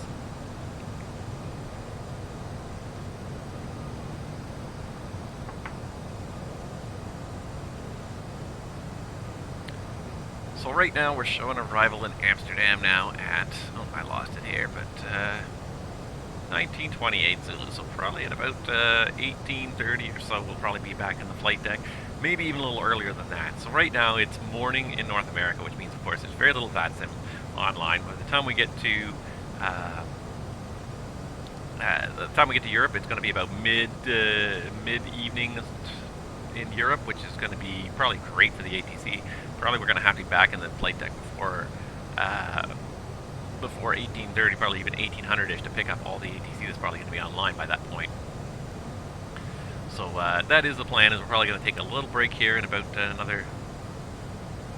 within the next half an hour. Step out of the flight deck for a little while. Probably when we get into the Oceanic phase, I'll spend a little bit of time here in the flight deck, just talking a little bit about Oceanic flying. For anybody who's not done it, it's really not hard, but it's something that you kind of have to do it a little bit just to get a feel for it, get some experience with it. But people on the VATSIM network, the VATSIM network is a wonderful, wonderful training ground for people who are looking to learn these things. Most of the controllers are generally pretty understanding. From what I've seen and dealt with, a lot of people are very helpful anyways. You get the occasional person who's not, but I will say that they're generally more the exception than the rule. Most people are generally quite helpful. They want the pilot to learn to do things properly, and that's part of this. I think it's always a learning process. We're always learning new skills, and anyone who doesn't act like that, you know, I don't have a lot of patience for them.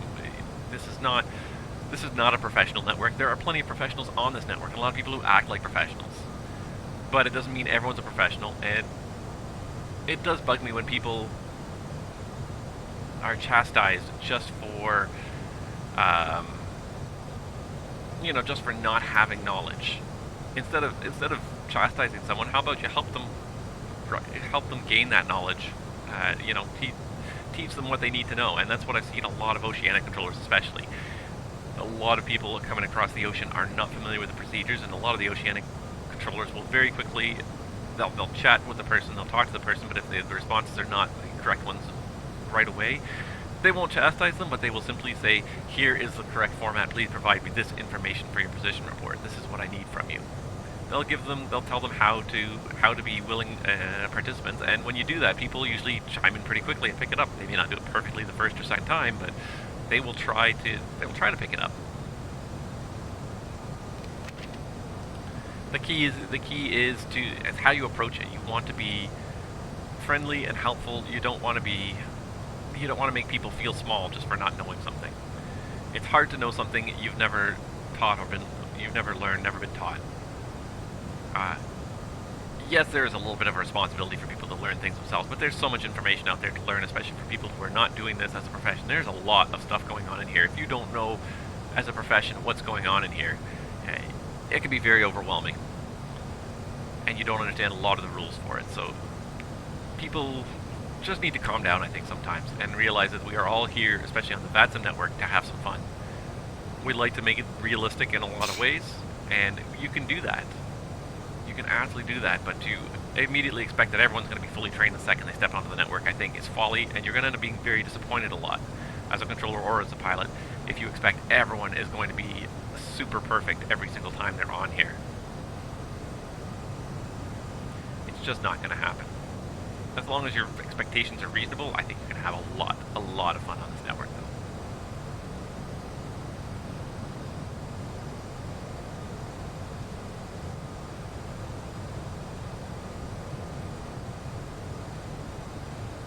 Alright, we're on our way to a teen. The maximum range on this map here is 320 miles. I can't even see the start of our Oceanic phase yet on here.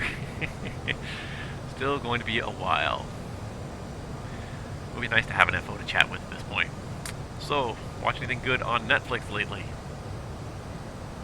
You know, there's a great new show called, what's it called? Afterlife, with Ricky Gervais, and it's a very dark humor and through it, but I think we've moved on to season 2 now while we're watching it, but it's actually not a bad show. It starts off very dark. The premise is a gentleman who lives in a small town in England, and his wife passes away, and he's just having a very hard time dealing with it. So in the first season especially, it's very kind of dark. The second one starts to add more humor. He's starting to move on a little bit. He definitely hasn't moved on completely, but he's starting to move on a little bit, and he starts to find a little bit more humor in his world, which is kind of nice. So it's kind of nice to see that sort of step in that direction of redemption. It's a nice show. We started watching it. It has its funny moments. We were told it was, oh, it's a really funny show. You should start watching it. The first season, we're sort of like sitting there like waiting for the jokes. Like, it's good, but it's not really that funny in the first season. There's a bit of a dark humor to it at points, but a lot of it is kind of just a little bit sad. But then the second season, he starts to feel a little bit better about himself. He starts to move up in the world. Oh, I guess I finished my coffee. I'm going to just put this away. He starts to feel a little bit better about himself, and so things start to get a little bit more humorous. He starts to find more humor in situations and make more humor in his world. So, always good to talk about what's on Netflix. There's certain topics you want to talk about on the flight deck, and certain topics you want to stay away from. Religion, especially, you generally want to stay away from on the flight deck because you don't know who. You don't want to offend people who are flying with you, especially if you're going to be. You don't want to offend them on hour number 1. And we've got still 6 hours to go. It's going to make for a very quiet flight deck for the next 6 hours. Very uncomfortable. Politics is another one that we generally want to stay away from. You don't want to be... Yeah, no, not politics. Nobody... You don't want to talk about politics. You can. I think the key is... You can talk about it. But you have to be very... Again, you have to temper your expectations. There's a good chance the person who sits next to you is not going to share your political views. They may, and maybe you guys will get along very well because of it, but there's a good chance they won't. In that case, you have a couple of ways you can deal with it. You can either just ignore it altogether, say, oh, okay, we disagree, let's go find something else to talk about. Probably the easiest one to do. That being said, I have had some very spirited debates in the flight deck that I've enjoyed, and I think that the person I'm flying with have enjoyed in the past, and we've disagreed very wholeheartedly about certain things, but there are certain things in politics, in worldview that I think I'm fairly knowledgeable about, that I have a fairly solidly formed opinion about, and I could make some very reasonable arguments. And some people are very open to that, you know, and maybe you change their minds, maybe you don't, but you really have to know your audience, you know, feel it out. Don't start preaching to someone who's obviously not going to listen to you. It doesn't want to change their mind, doesn't want to think about another worldview. I won't say I'm set in my ways to the point where I can't entertain debate. Or maybe that is a sign that I am well set in my ways, that I can debate things and I can see different points of view. I'm getting older, but I'm not so obstinate that I can't say that, hey, there's a reasonable chance that I could be wrong. That maybe you are right, maybe I am wrong. So I'm willing to listen to arguments, and I think if people are willing to respect me and listen to my arguments and my debates, my well-reasoned arguments too, I try to work more with facts than with conjecture and, internet trolling. This is the trouble these days, is that so much of what we see and hear is you have to question the veracity of it. What's the source, and how likely is what you hear, read, see to be true? Because so much of what is put out there, this is the age of open media. Anyone can put anything out there. I can put out a YouTube channel about flying airplanes, and people assume I know what I'm talking about, and it works. So the trouble is that you can find almost anything to support your point of view in this day and age and reinforce it. And Google especially has been demonstrated. You can take you can take people to clean computers, and they will see very different things than they see on their home computer. But what they see on their phone and on their normal browsers is very much tempered by what they've looked at in the past. Google will provide results that and the various search engines, but especially Google, will provide results based on what Google thinks you want to see.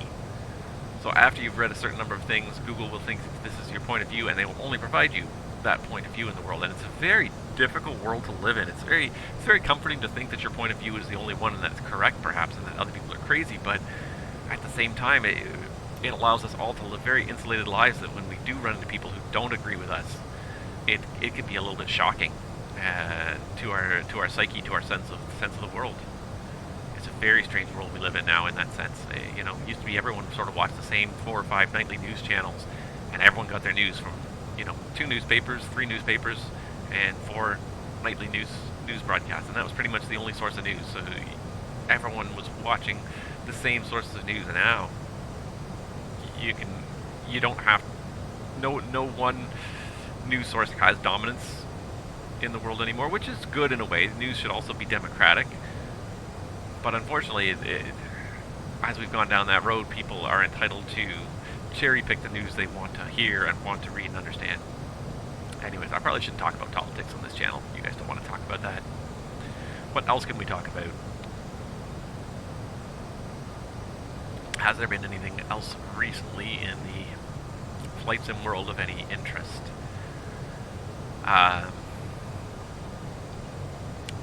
Can't think of too much right now.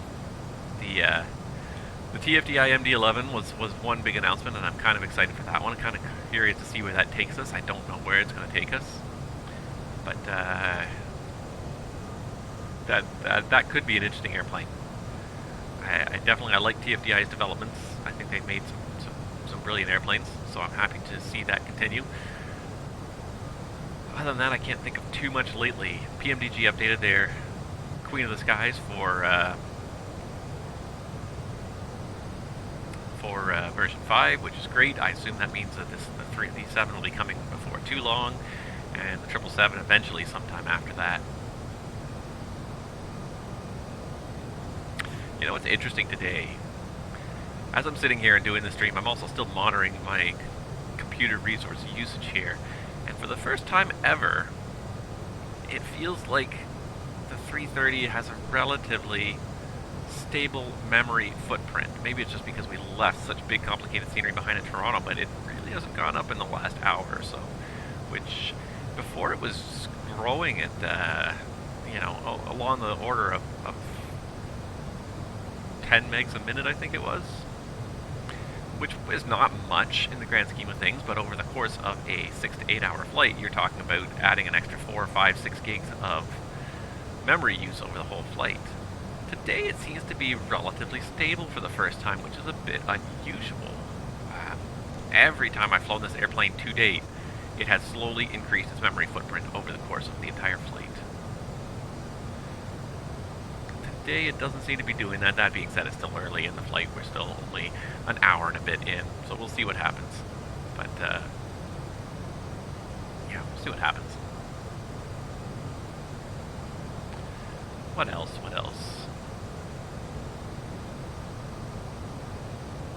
I can't say I've got too much else going on in my sim world right now. It really has been, the last week and a half has been nothing but troubleshooting, reinstalling, and just endless.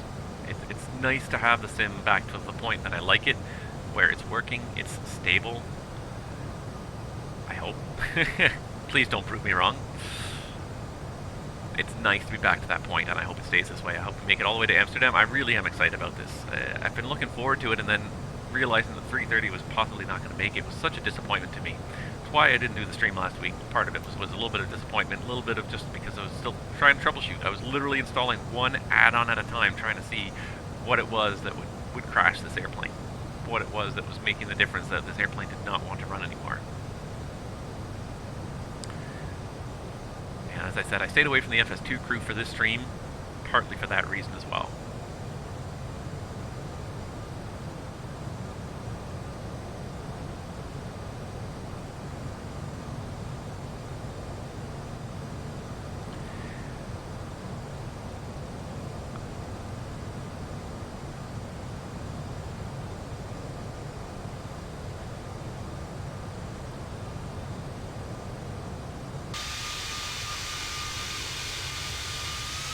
It is a nice looking airplane though. Now, one thing that somebody actually asked me in a previous stream was, hey, where did you get that beautiful model of the 330 and the 320 and everything else? And you know what? Let me see if I can find it here, because it's a great website that has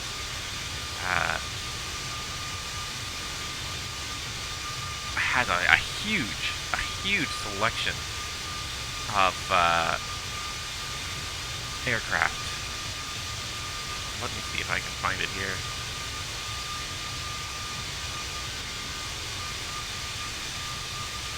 Because I had a very hard time finding it. But there's one website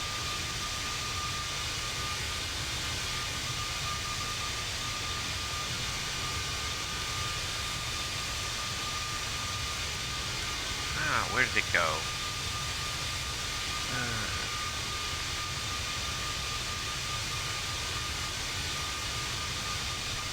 The funny thing is I downloaded it and I have installed it on this airplane. I have not installed it anywhere else. I'm just trying to find where...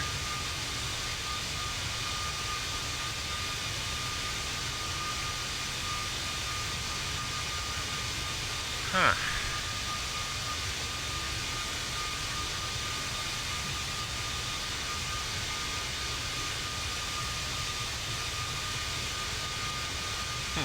I cannot find it now. That's hilarious.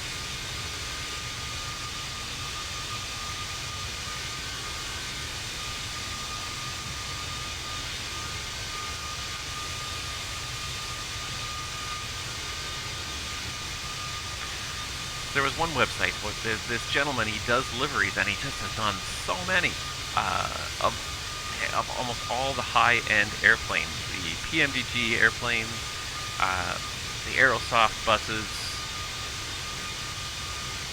and I cannot, for the life of me, figure out where.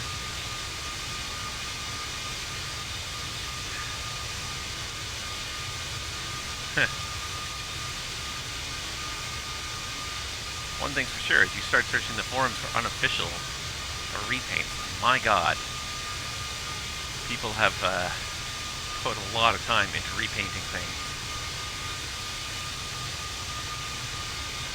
Tons and tons and tons of repaints. I cannot find this guy's repaints. He's done.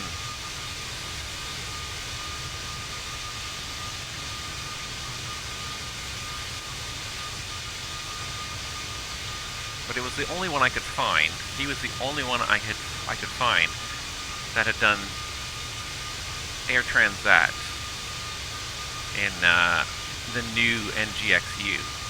I could find it in previous iterations of the PMDG 737.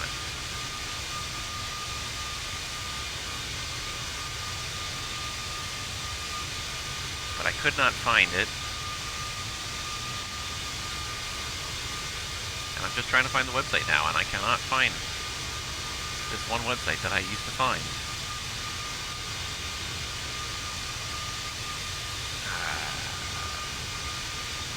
I have one idea here. I just need to do this.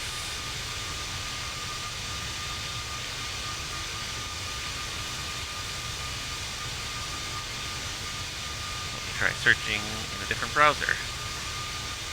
I cannot find the website. This guy was the only guy I found who had done the Transat with the new NGXU. And I cannot find it now. That's hilarious. I was going to share it with you guys. I never bookmarked it because I would just search for it and it would just keep coming up. And now that I've reinstalled Windows, now it's not in my history anymore. Now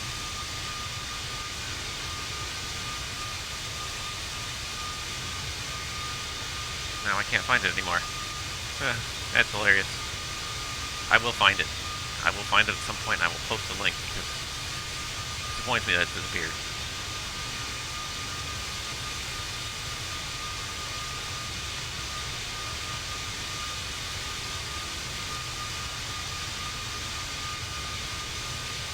Nope, I cannot figure out for the life of me what I searched for to find it.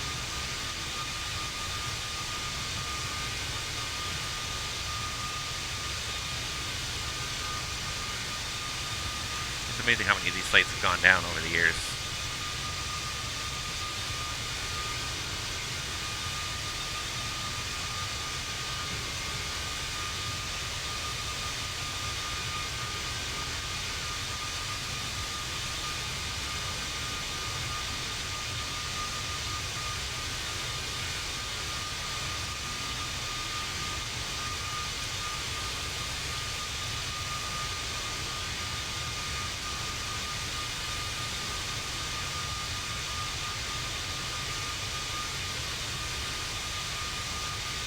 I have to give up. I can't find it. That is hilarious. I used to have it, and I don't know what. I don't remember. I never bookmarked it. I just would search for it, and it would just come up every single time as the first.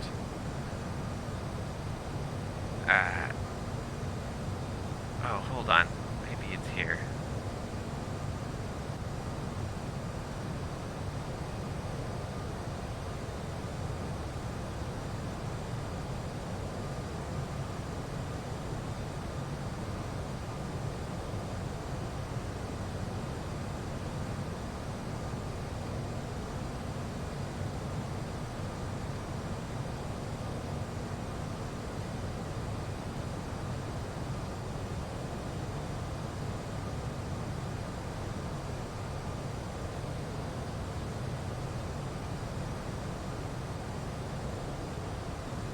I think the guy switched to a new website.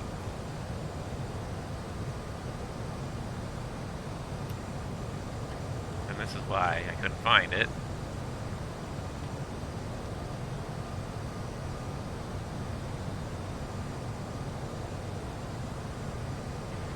Which would be a shame because this guy had, if this is the same guy, he switched up his website quite substantially, unfortunately.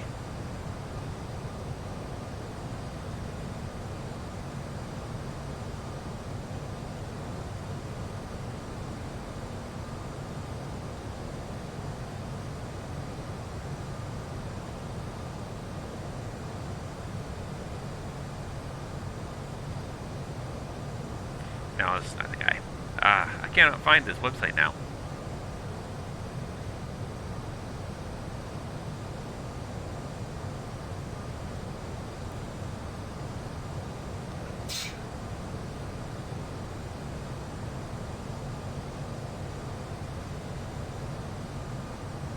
Frustrating. Very frustrating. Better not lose my archives of these airplanes then.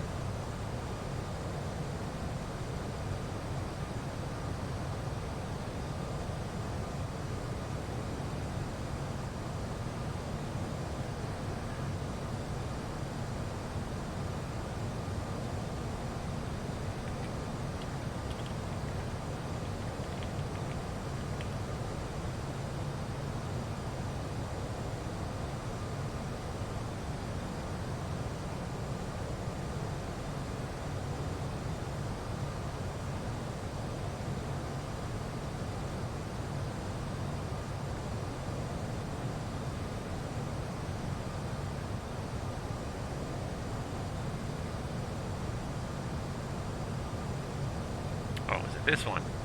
Maybe I found it. I found it. I found it. Finally. Hangar 226. That's what it was. So this is the website here. Sorry that it took that long. But if you get a chance, lmikey.wixsite.com/hangar226.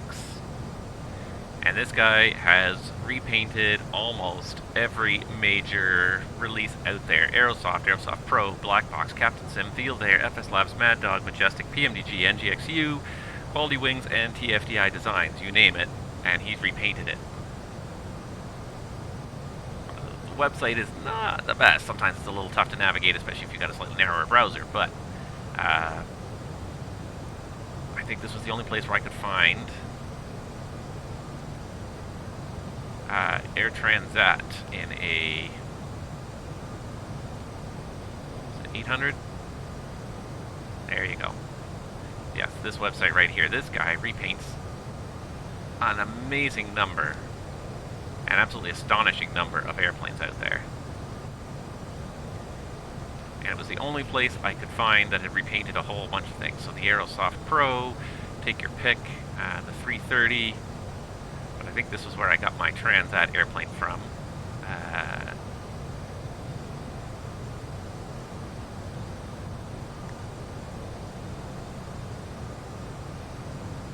It was one of these anyways.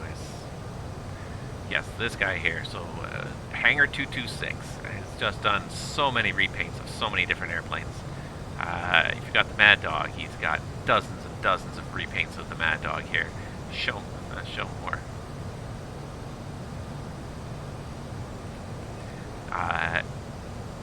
The Majestic Dash 8. Q400, he's done a whole bunch of different ones. He's done the new Air Canada Express colors, which look really nice, as well as a couple other ones. Flyby, I think, is included in the basic generic one, and the Alaska are included in the generic installation. But this guy has repainted a lot of different textures, and he's always doing more. You can send requests. He's got a whole bunch here that he's working on. Air Canada, he's working on a 319 in Air Canada colors. 20% done, he says. you know, he's always got kind of different projects on the go. But very prolific this guy is. He does tons and tons and tons. This is where I got my Transat 320 from, 321, I can't remember. You stumble around the internet and you find so many liveries, and then you try to remember, yes, this is where I got my Transat Airbus livery from. That's right. I got my Transat Airbus livery from here. This was a hard one to find. I also have a Air Canada Rouge 321 livery that I could probably should download. But yes, so Hangar 226. If you search for Hangar 226, that should get you what you want to find. That he just puts out. It's very prolific, constantly putting out more and more textures. So a lot of the stuff that you can't find on the main websites, that you can't find on PMDG's forums or Aerosoft's forums, you guys might find here on his website. So keep an eye on him, see what he says. And we're going to be coming into Moncton airspace here in a few minutes. So I'm going to step away for about 10 minutes here, because I'm going to have to come back and talk to Moncton in a little bit here. But I will be back just in time for that. So stick with me, guys, and we'll be back in just a few more minutes here.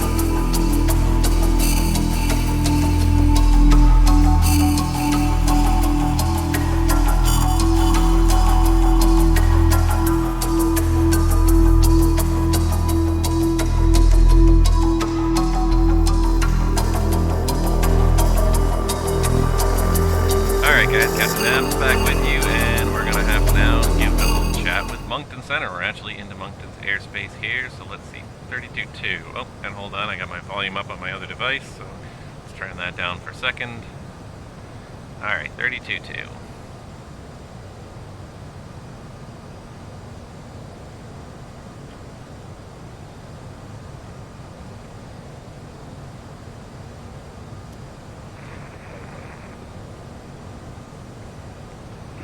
Porter 255, your readback is correct. Push start pilot's discretion, advise ready to taxi. Information Alpha is correct.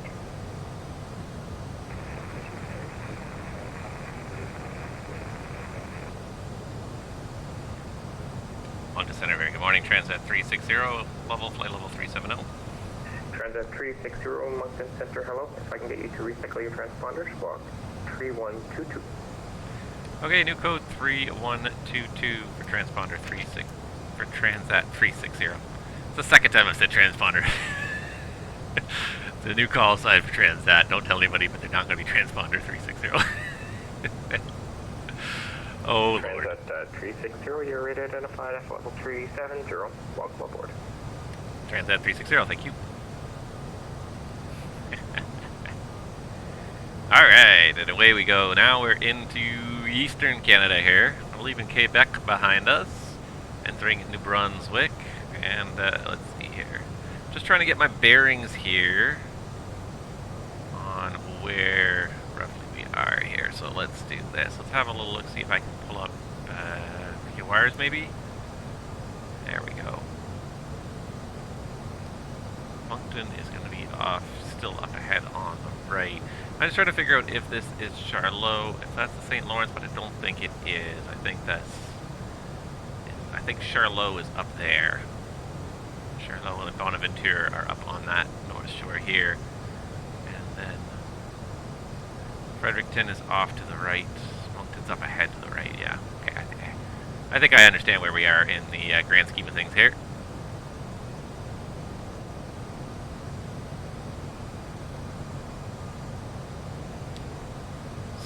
Slowly making our way. Hold on, wait for it. Only 2,745 miles to go. Oh, we're gonna be at this for a while.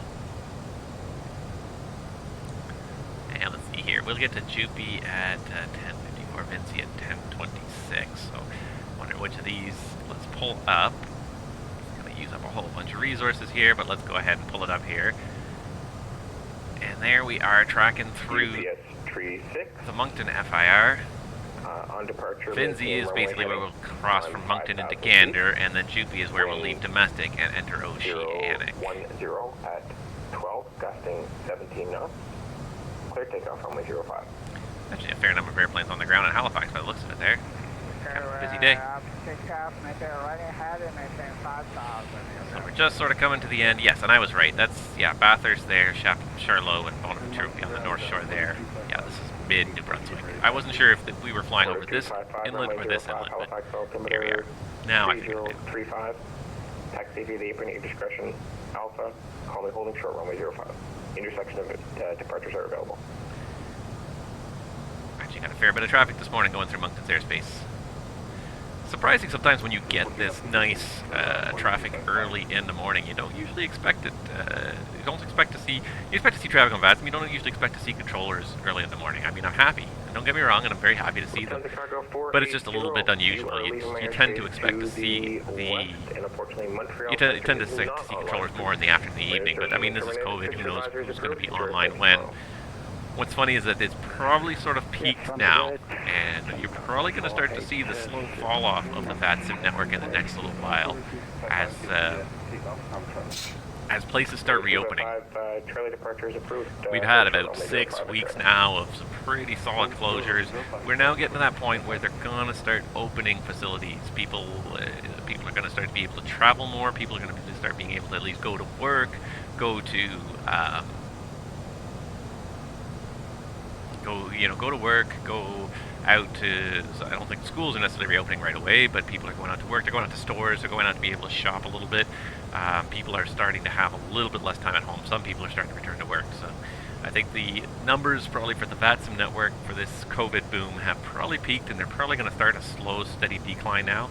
I think people are still going to be on it more than they were before, because I think people still don't go out as much for the time being. Certainly entertainment events, sports, and the arts, unfortunately, all of that is pretty much all still canceled for the time being.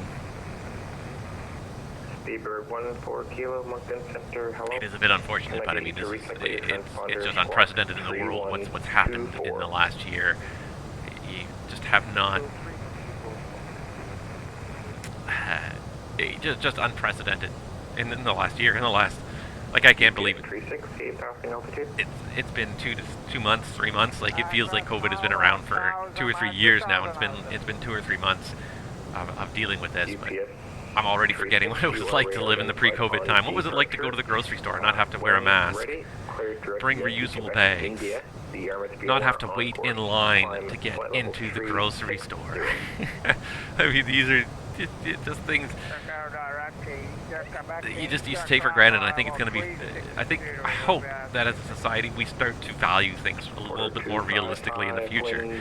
Food has been such a, certainly in the Western world, the food supply has been such just a given for so long now, for 2-3 generations, where the food supply has been solid and never really been in question, that we just assumed it would always be there. It would always be easily available to us. We'd never have to do anything. We'd never have to work hard, put any kind of sacrifice. Oh, you need food? You just hop in your car, you drive to the grocery store, you walk in, you grab what you want, pay for it, and walk out.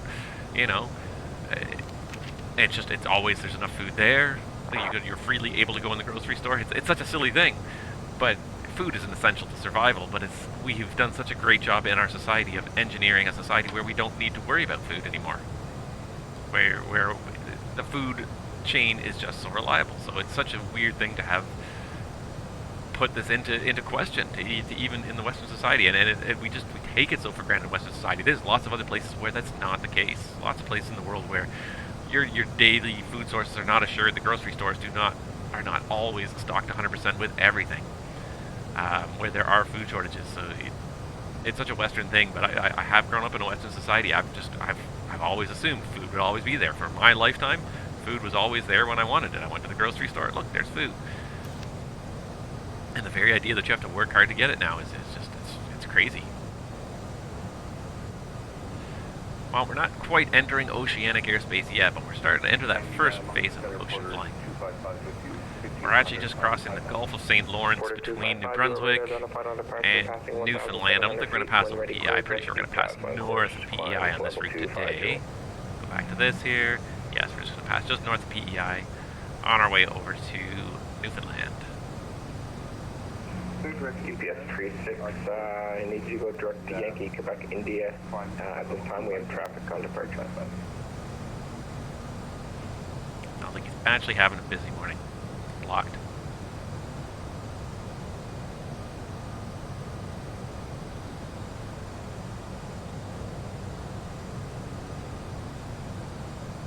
UPS 36, I see you in the terminal now, thank you. That's about all I can think of to talk about right now. We'll probably have to step away shortly for an hour or two, and then when we come back we should hopefully be mid-ocean. We can talk about oceanic procedures. UPS 36, no problem, no harm done, and I see you on course now, thank you. Right now we are, let's see, 1347 and 1453 for Chupi, which is basically where we entered the oceanic airspace today. So about an hour, so it'd be about another 30 minutes. So somewhere around the time we pass the Finthie intersection up ahead there, we would call for an oceanic clearance. So you'd have to talk to the ATC you're online with right now, ask for permission to leave the frequency to go to the oceanic frequency, call them up and get a clearance. And you'll have to request the specific route you want, especially if it's not a published NAT track. You're going to have to specify all the points in your route to confirm that it is exactly correct. Request your flight number, your flight level, and your Mach number, and the time that you plan to enter the oceanic airspace, and then you'll be issued a clearance based on your request. It may or may not be exactly as your request, depending on the other traffic around. Usually VATSIM, it's not much of a problem, but that's not to say it isn't. One thing that's really kind of weird about the world today is that there is only one NAT track. Let's see if I can pull up Sim Toolkit Pro here and show me what I want to see here, which is, can I overlay? I thought I could. Oh, maybe not anymore. Used to be able to overlay the NAT tracks. Maybe I can still do it here. Hold on. I'll find it, guys. But one thing that's very weird now is that there's only one NAT track.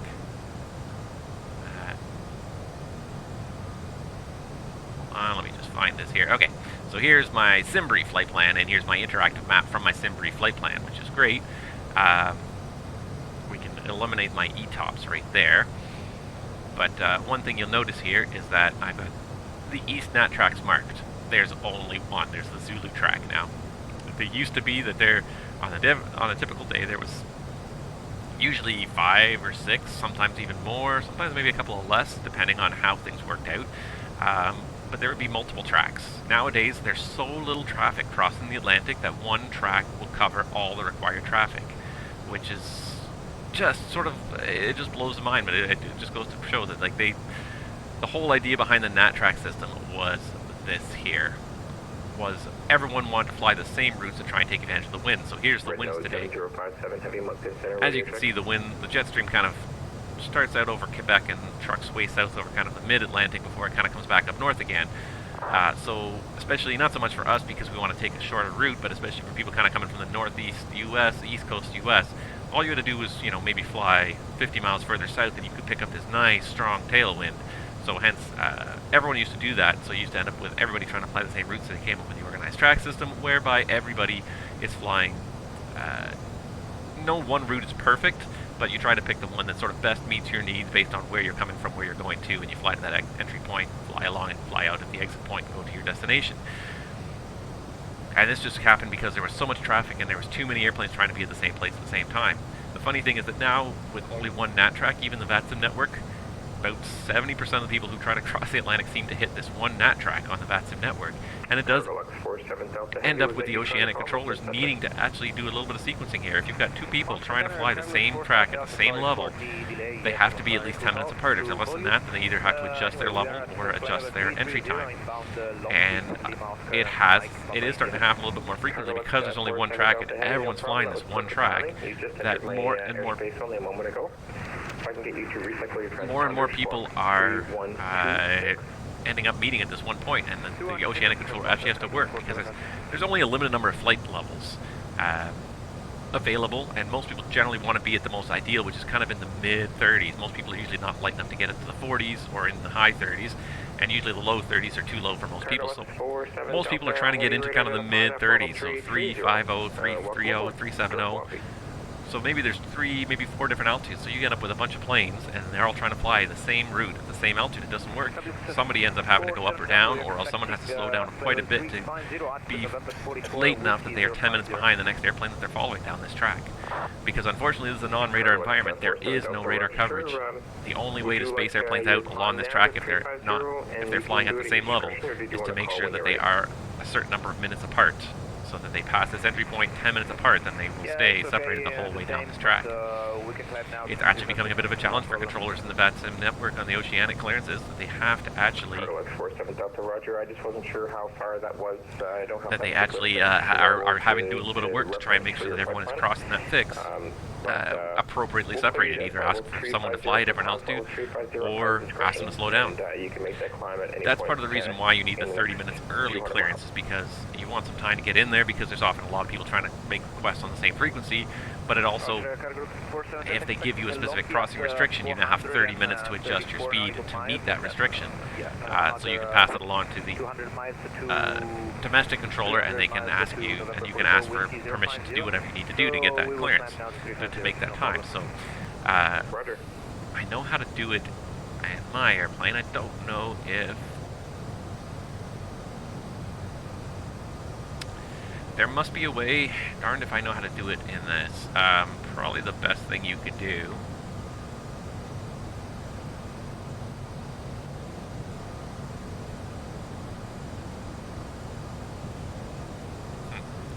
There's got to be a way. I don't know how to do it. I know how to do it in the Boeings. I know how to do it in the Embraers. I don't know how to do a required time of arrival in this aircraft. But you can put a required time of arrival and have the FMS automatically adjust your speed to cross a certain fix at a certain time. And Oceanic is one of the primary places where you'll want to use that. Sometimes when you're going to airports that are particularly busy, you may have to use that as well, where you can't enter the terminal before a certain time because this terminal is too busy and they need people separated a little bit. Oftentimes, though, with the terminals, those choices are made, those announcements are made too late. That's been my general experience in the real world, is that when they do issue you a required time of arrival fix, 90% of the time you can't slow down enough to make it, because usually it's only 5 to 10 minutes before you're going to cross that fix. They say, oh, you need to lose 4 minutes. In order to lose 4 minutes when you only have 10 minutes, you've got to chop 30-40% off your speed.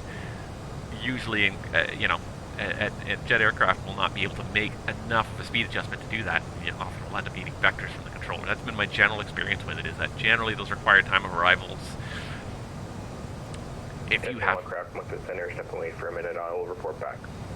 If you have less than 30 minutes, to sort of deal with it, it's usually not enough. No speed adjustment within the performance of the airplane will usually be enough to make those required time of arrival constraints, and usually ends up requiring a vector anyways. It's nice of the controllers to give them to you, and then they try to, but almost every time without fail, yeah, we can't make that time. We will need a vector or a hold in order to lose enough time to make that restriction. It's almost always the case. The only time it seems to work is when you have a very long lead time, 30 minutes of lead time, like you enter Toronto sector over Montreal, over Ottawa, and you have almost 30 minutes till you enter the terminal at Toronto. That's enough. But coming from almost any other direction, they never seem to have enough lead time for you to do it. Very frustrating sometimes. I mean, it's a great system if it worked, if people... And I think this is kind of the future of the air traffic system, is that you'll see slowly but surely more and more of this being worked in, where you have a required time of arrival. So your it's called 4D 4D aircraft management. So not only are we maintaining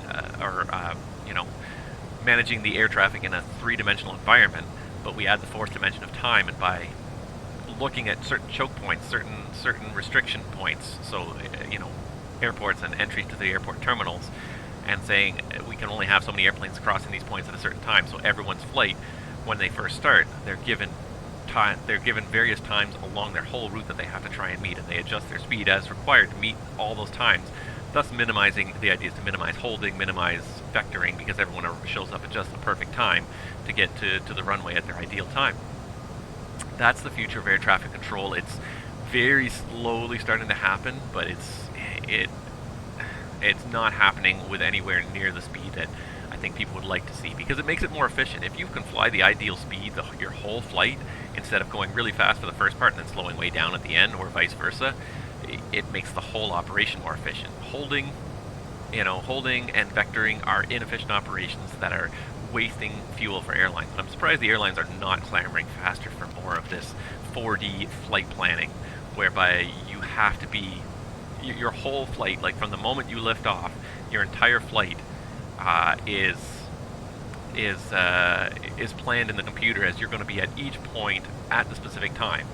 And maybe it's based on your filed speeds, or maybe it's adjusted slightly based on the needs of the system as a whole. And then you need to the whole idea behind it is that one thing we're going to need more of in order for this to work is more and more consistent data links. Usually the larger aircraft, the heavy aircraft, and the newer aircraft all have data links, but a lot of the older narrow bodies do not have any kind of data link system. And the whole point of this is that the management system is constantly updating everybody's flight plan based on the constant changing parameters and saying, yes, okay, now you need to be at this point at this time, and each point on your flight plan is going to have a specific time that you need to be there at. And that makes for a very efficient operation when everybody's doing it. The trouble with the air traffic system especially is that the system we have in this world is so, I won't say antiquated, but so much of it is a fairly old, ancient technology. I mean, we're still using ILS systems, which were perfected in the 40s and 50s, and basically the technology is almost unchanged in over 50 years. The trouble is that in the aviation system, for the longest time, we basically worked on the idea of the lowest common denominator. We try to structure the system to serve everybody, and even the person who has the minimal amount of equipment, relatively speaking, we try to provide an equal level of service to them. And that has held back the industry for a very long time, because RNAV approaches often are more efficient than ILSs, but most of the major airports around, especially North America, almost never do RNAV approaches. There are some exceptions, but the majority of them are still doing ILSs day and night. And why? Because we're trying to meet the lowest common denominator. We know everybody can do ILSs. Probably about 70% of the airlines, 80% of the airlines can probably do RNAV approaches, but it's that last 20 or 30% that can't do it. We're still trying to create a system that meets their needs. So these guys can do ILSs and RNAVs. Well, guess what? These guys can only do ILSs. So in order for everything to work together well, we're all doing ILSs. Not because they're more efficient for everybody, not individually for each airplane, they're not necessarily more efficient, but for the system as a whole, it's easier if everybody is doing the same thing, if everybody's doing what's compatible. So this is the problem that we're in the aviation industry. RNAV approaches are generally often much more efficient. You can time things a lot more consistently. They don't need the vectoring from the controllers because they have transitions in most cases that you don't need a vector. A lot of them have the radius to fix curved approach paths that basically curve you down to the final approach fix, especially if you're doing a downwind. There's no need to go 10 miles past the field, then turn a solid square base 5-mile leg, then turn and do a 10-mile final, when you can cut off 10 miles out of that easily by doing a nice curved approach straight onto the final approach fix at 5 miles final. Much more efficient, but most airports are not doing those approaches because not everybody can do them. So if you have some people trying to do the RNAV approaches that are really quick, but then you have some people that are unable to do them and have to be vectored out for the ILS, guess what? The guys who can do the RNAV approaches are at a disadvantage now, because they still have to follow the guy who's still going to do the ILS, so they have to go still further out to follow them. slowly that's changing, maybe especially now that we've had this... Kilo, I can do 20 minutes if that works for you. Now that we've had this vast drop in traffic, maybe now is a great time to sort of instigate some of these changes. Roger, as long as it's no longer than 5 minutes, I might be able to stretch it to 30. You're still with me for quite a while. Anyways, a lot of things in the world I think are going to change permanently going forwards. Some things will and some things won't. Some things will go back to the way they were, which is good because some things are not better in the online world. But maybe this is a chance for aviation to push a little bit of a reset button and say, hey, now that we've got these lower traffic levels, let's start taking more advantage of more of these technologies that we've sort of been holding off on because the traffic levels have not allowed us to flex with them and to use them. So RNAV approaches. There are a bunch of airports. Canada especially has started. Certain airlines, WestJet being the number one, I think, have pressured the Nav Canada to allow RNAV approaches more consistently at more airports. And certainly at the quieter airports where it's not a continuous stream, where they maybe come in spurts, but there's not a continuous stream of arrivals, RNAV approaches have become the norm at a lot of these airports. But at the busier airports, at the Torontos and the Montreals, it's still the ILS after ILS after ILS because it's just that busy. They don't have room to stick a couple of people on an RNAV that takes a different path from the ILSs. They still need everyone to basically fly the same route because you just got a lineup. And anybody who tries to cut that line ends up just squeezing somebody else out. So unfortunately, it's just not very efficient. There are some things, maybe this is a chance for this to change. The one thing I don't see changing, or I don't want to see changing anyways personally, is the schooling system. I've seen people say, oh, you know, online learning is now the future and it's here and we're never going to go back to learning in schools. I've seen a few government officials try and say that, and I think anyone who says that is completely out of touch with reality. They have not been homeschooling their children for 6 weeks. There's something difficult, first of all, about online learning. And ask anybody who's in the VATSIM network, where we're all voices and nobody makes eye contact with anybody else ever because everything is done via audio channels. You lose so much communication when you don't have eye contact. So, you know, teachers that are teaching lessons, and in most cases these teachers are teaching lessons, but they're not usually teaching them in real time. They're usually pre-recording them, and then the students watch them, and then they do some feedback assignments and send them off to the teachers. That's a very poor substitute for in-person schooling. Given the situation we're in, it's obviously necessary, and it's going to help us. It's going to help, you know, preserve the education system and keep it chugging along at a very slow rate for the time being, but it's not a replacement for in-person learning. In-person learning is so much more useful, so much more responsive, and so much more productive. And yet I've seen people say, oh yeah, we're going to start thinking about closing the schools now because obviously we can do all this stuff online. You can do it online, but the quality is not the same at all. Ask anyone who's suing their school in the United States for partial refund on their tuition because they're not getting the education they think they paid for, which I tend to agree with that. If you know, the professors still have to be paid, I acknowledge that, but you can't get the same kind of interactivity if you're not there. The professors cannot see the look of understanding and the level of understanding on a student's face from remotely. Certainly in the elementary school levels, the teachers, you know, they're seeing written works, but they're not generally seeing how the students are doing it. They don't know how much the parents are maybe helping them along the way. The students don't have the patience for it all the time, staring at the screens endlessly, trying to learn from them. It works to a point, but it only works to a point. You know, certain airlines were big early adopters in distant learning because a lot of their pilots and cabin crew were located in many different locations, different bases. You know, it cost a lot of money to necessarily bring them all to the main base, the center base where the training center probably is. So a lot of these places looked at, hey, can we offset some costs, you know, not having to rent a training facility and bring all these people here if we can do some of the learning online. A lot of the airlines that learned that early on are coming back down to the idea that we've gone too far. People are not learning all the basic skills because we're just giving them a computer program to just read endlessly. And they're reading and they're reading and they're looking at screens, but they're not learning, they're not interacting. There's something to be said for a teacher teaching you things, giving you little hints, little subtle like gotchas that a presentation usually will not give you. You know, and a teacher can see if especially if a group of students are having problems with a concept, they can attack it in a different way. You know, a PowerPoint presentation or some kind of online presentation doesn't work like that. It doesn't interact with the student. It doesn't really help them when they. It doesn't help them when they're having problems understanding things, and the presentation can't understand that the student's not understanding things, so the presentation just continues.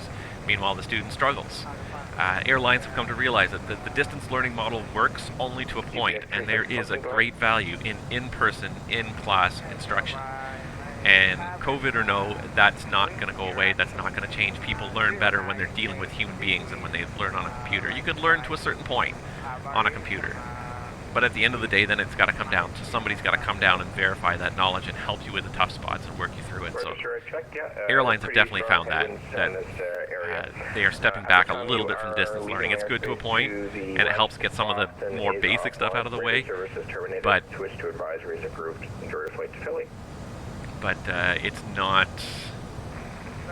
it's not sufficient in and of itself to just do online training. There needs to be interactive in-school training, and I think there will still be that for a long time. Roger, sir. I check your remarks. I will take note and pass it along. Cheers. Anyways. Cheers. Thank you.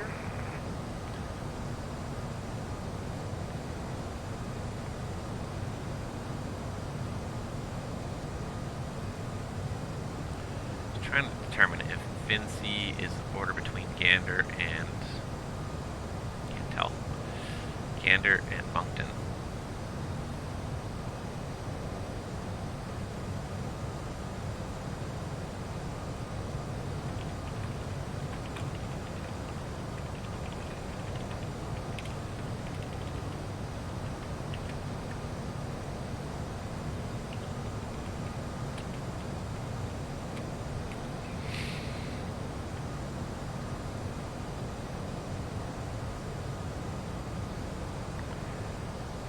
Hi.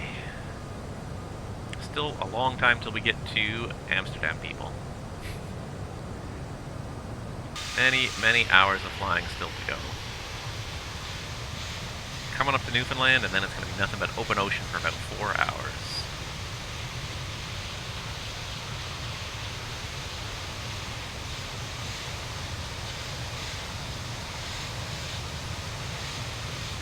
There is an Air Transat logo even on the belly of this airplane.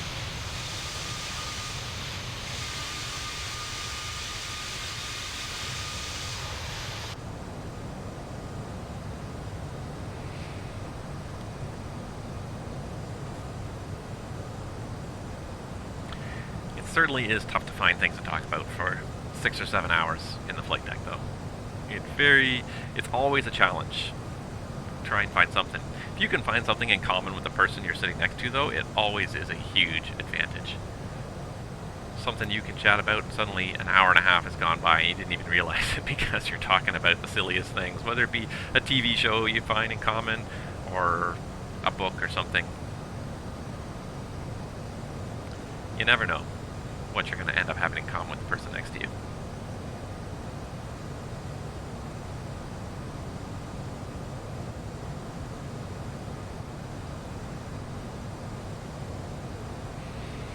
Doesn't look like we're going to have any Oceanic service anytime soon anyways. We'll see.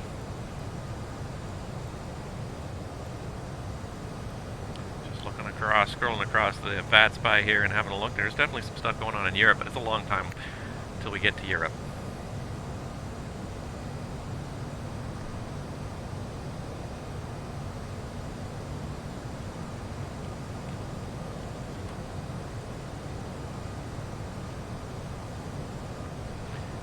Alright guys, well, I appreciate you guys watching the stream. I think I'm going to have to step away for a few minutes here. Speaking of schooling, certain children need schooling soon, so we're going to leave the stream running here as always. And I encourage you guys to rejoin me probably in about 2 hours at about 16, just after 1600 Zulu. We'll be back at it again, and we'll if there isn't an Oceanic controller before that, we'll have a chat about Oceanic procedures and how to do proper position reports and all that stuff. So thank you guys so much for watching. Stick with the stream, and we will be back in an hour or so.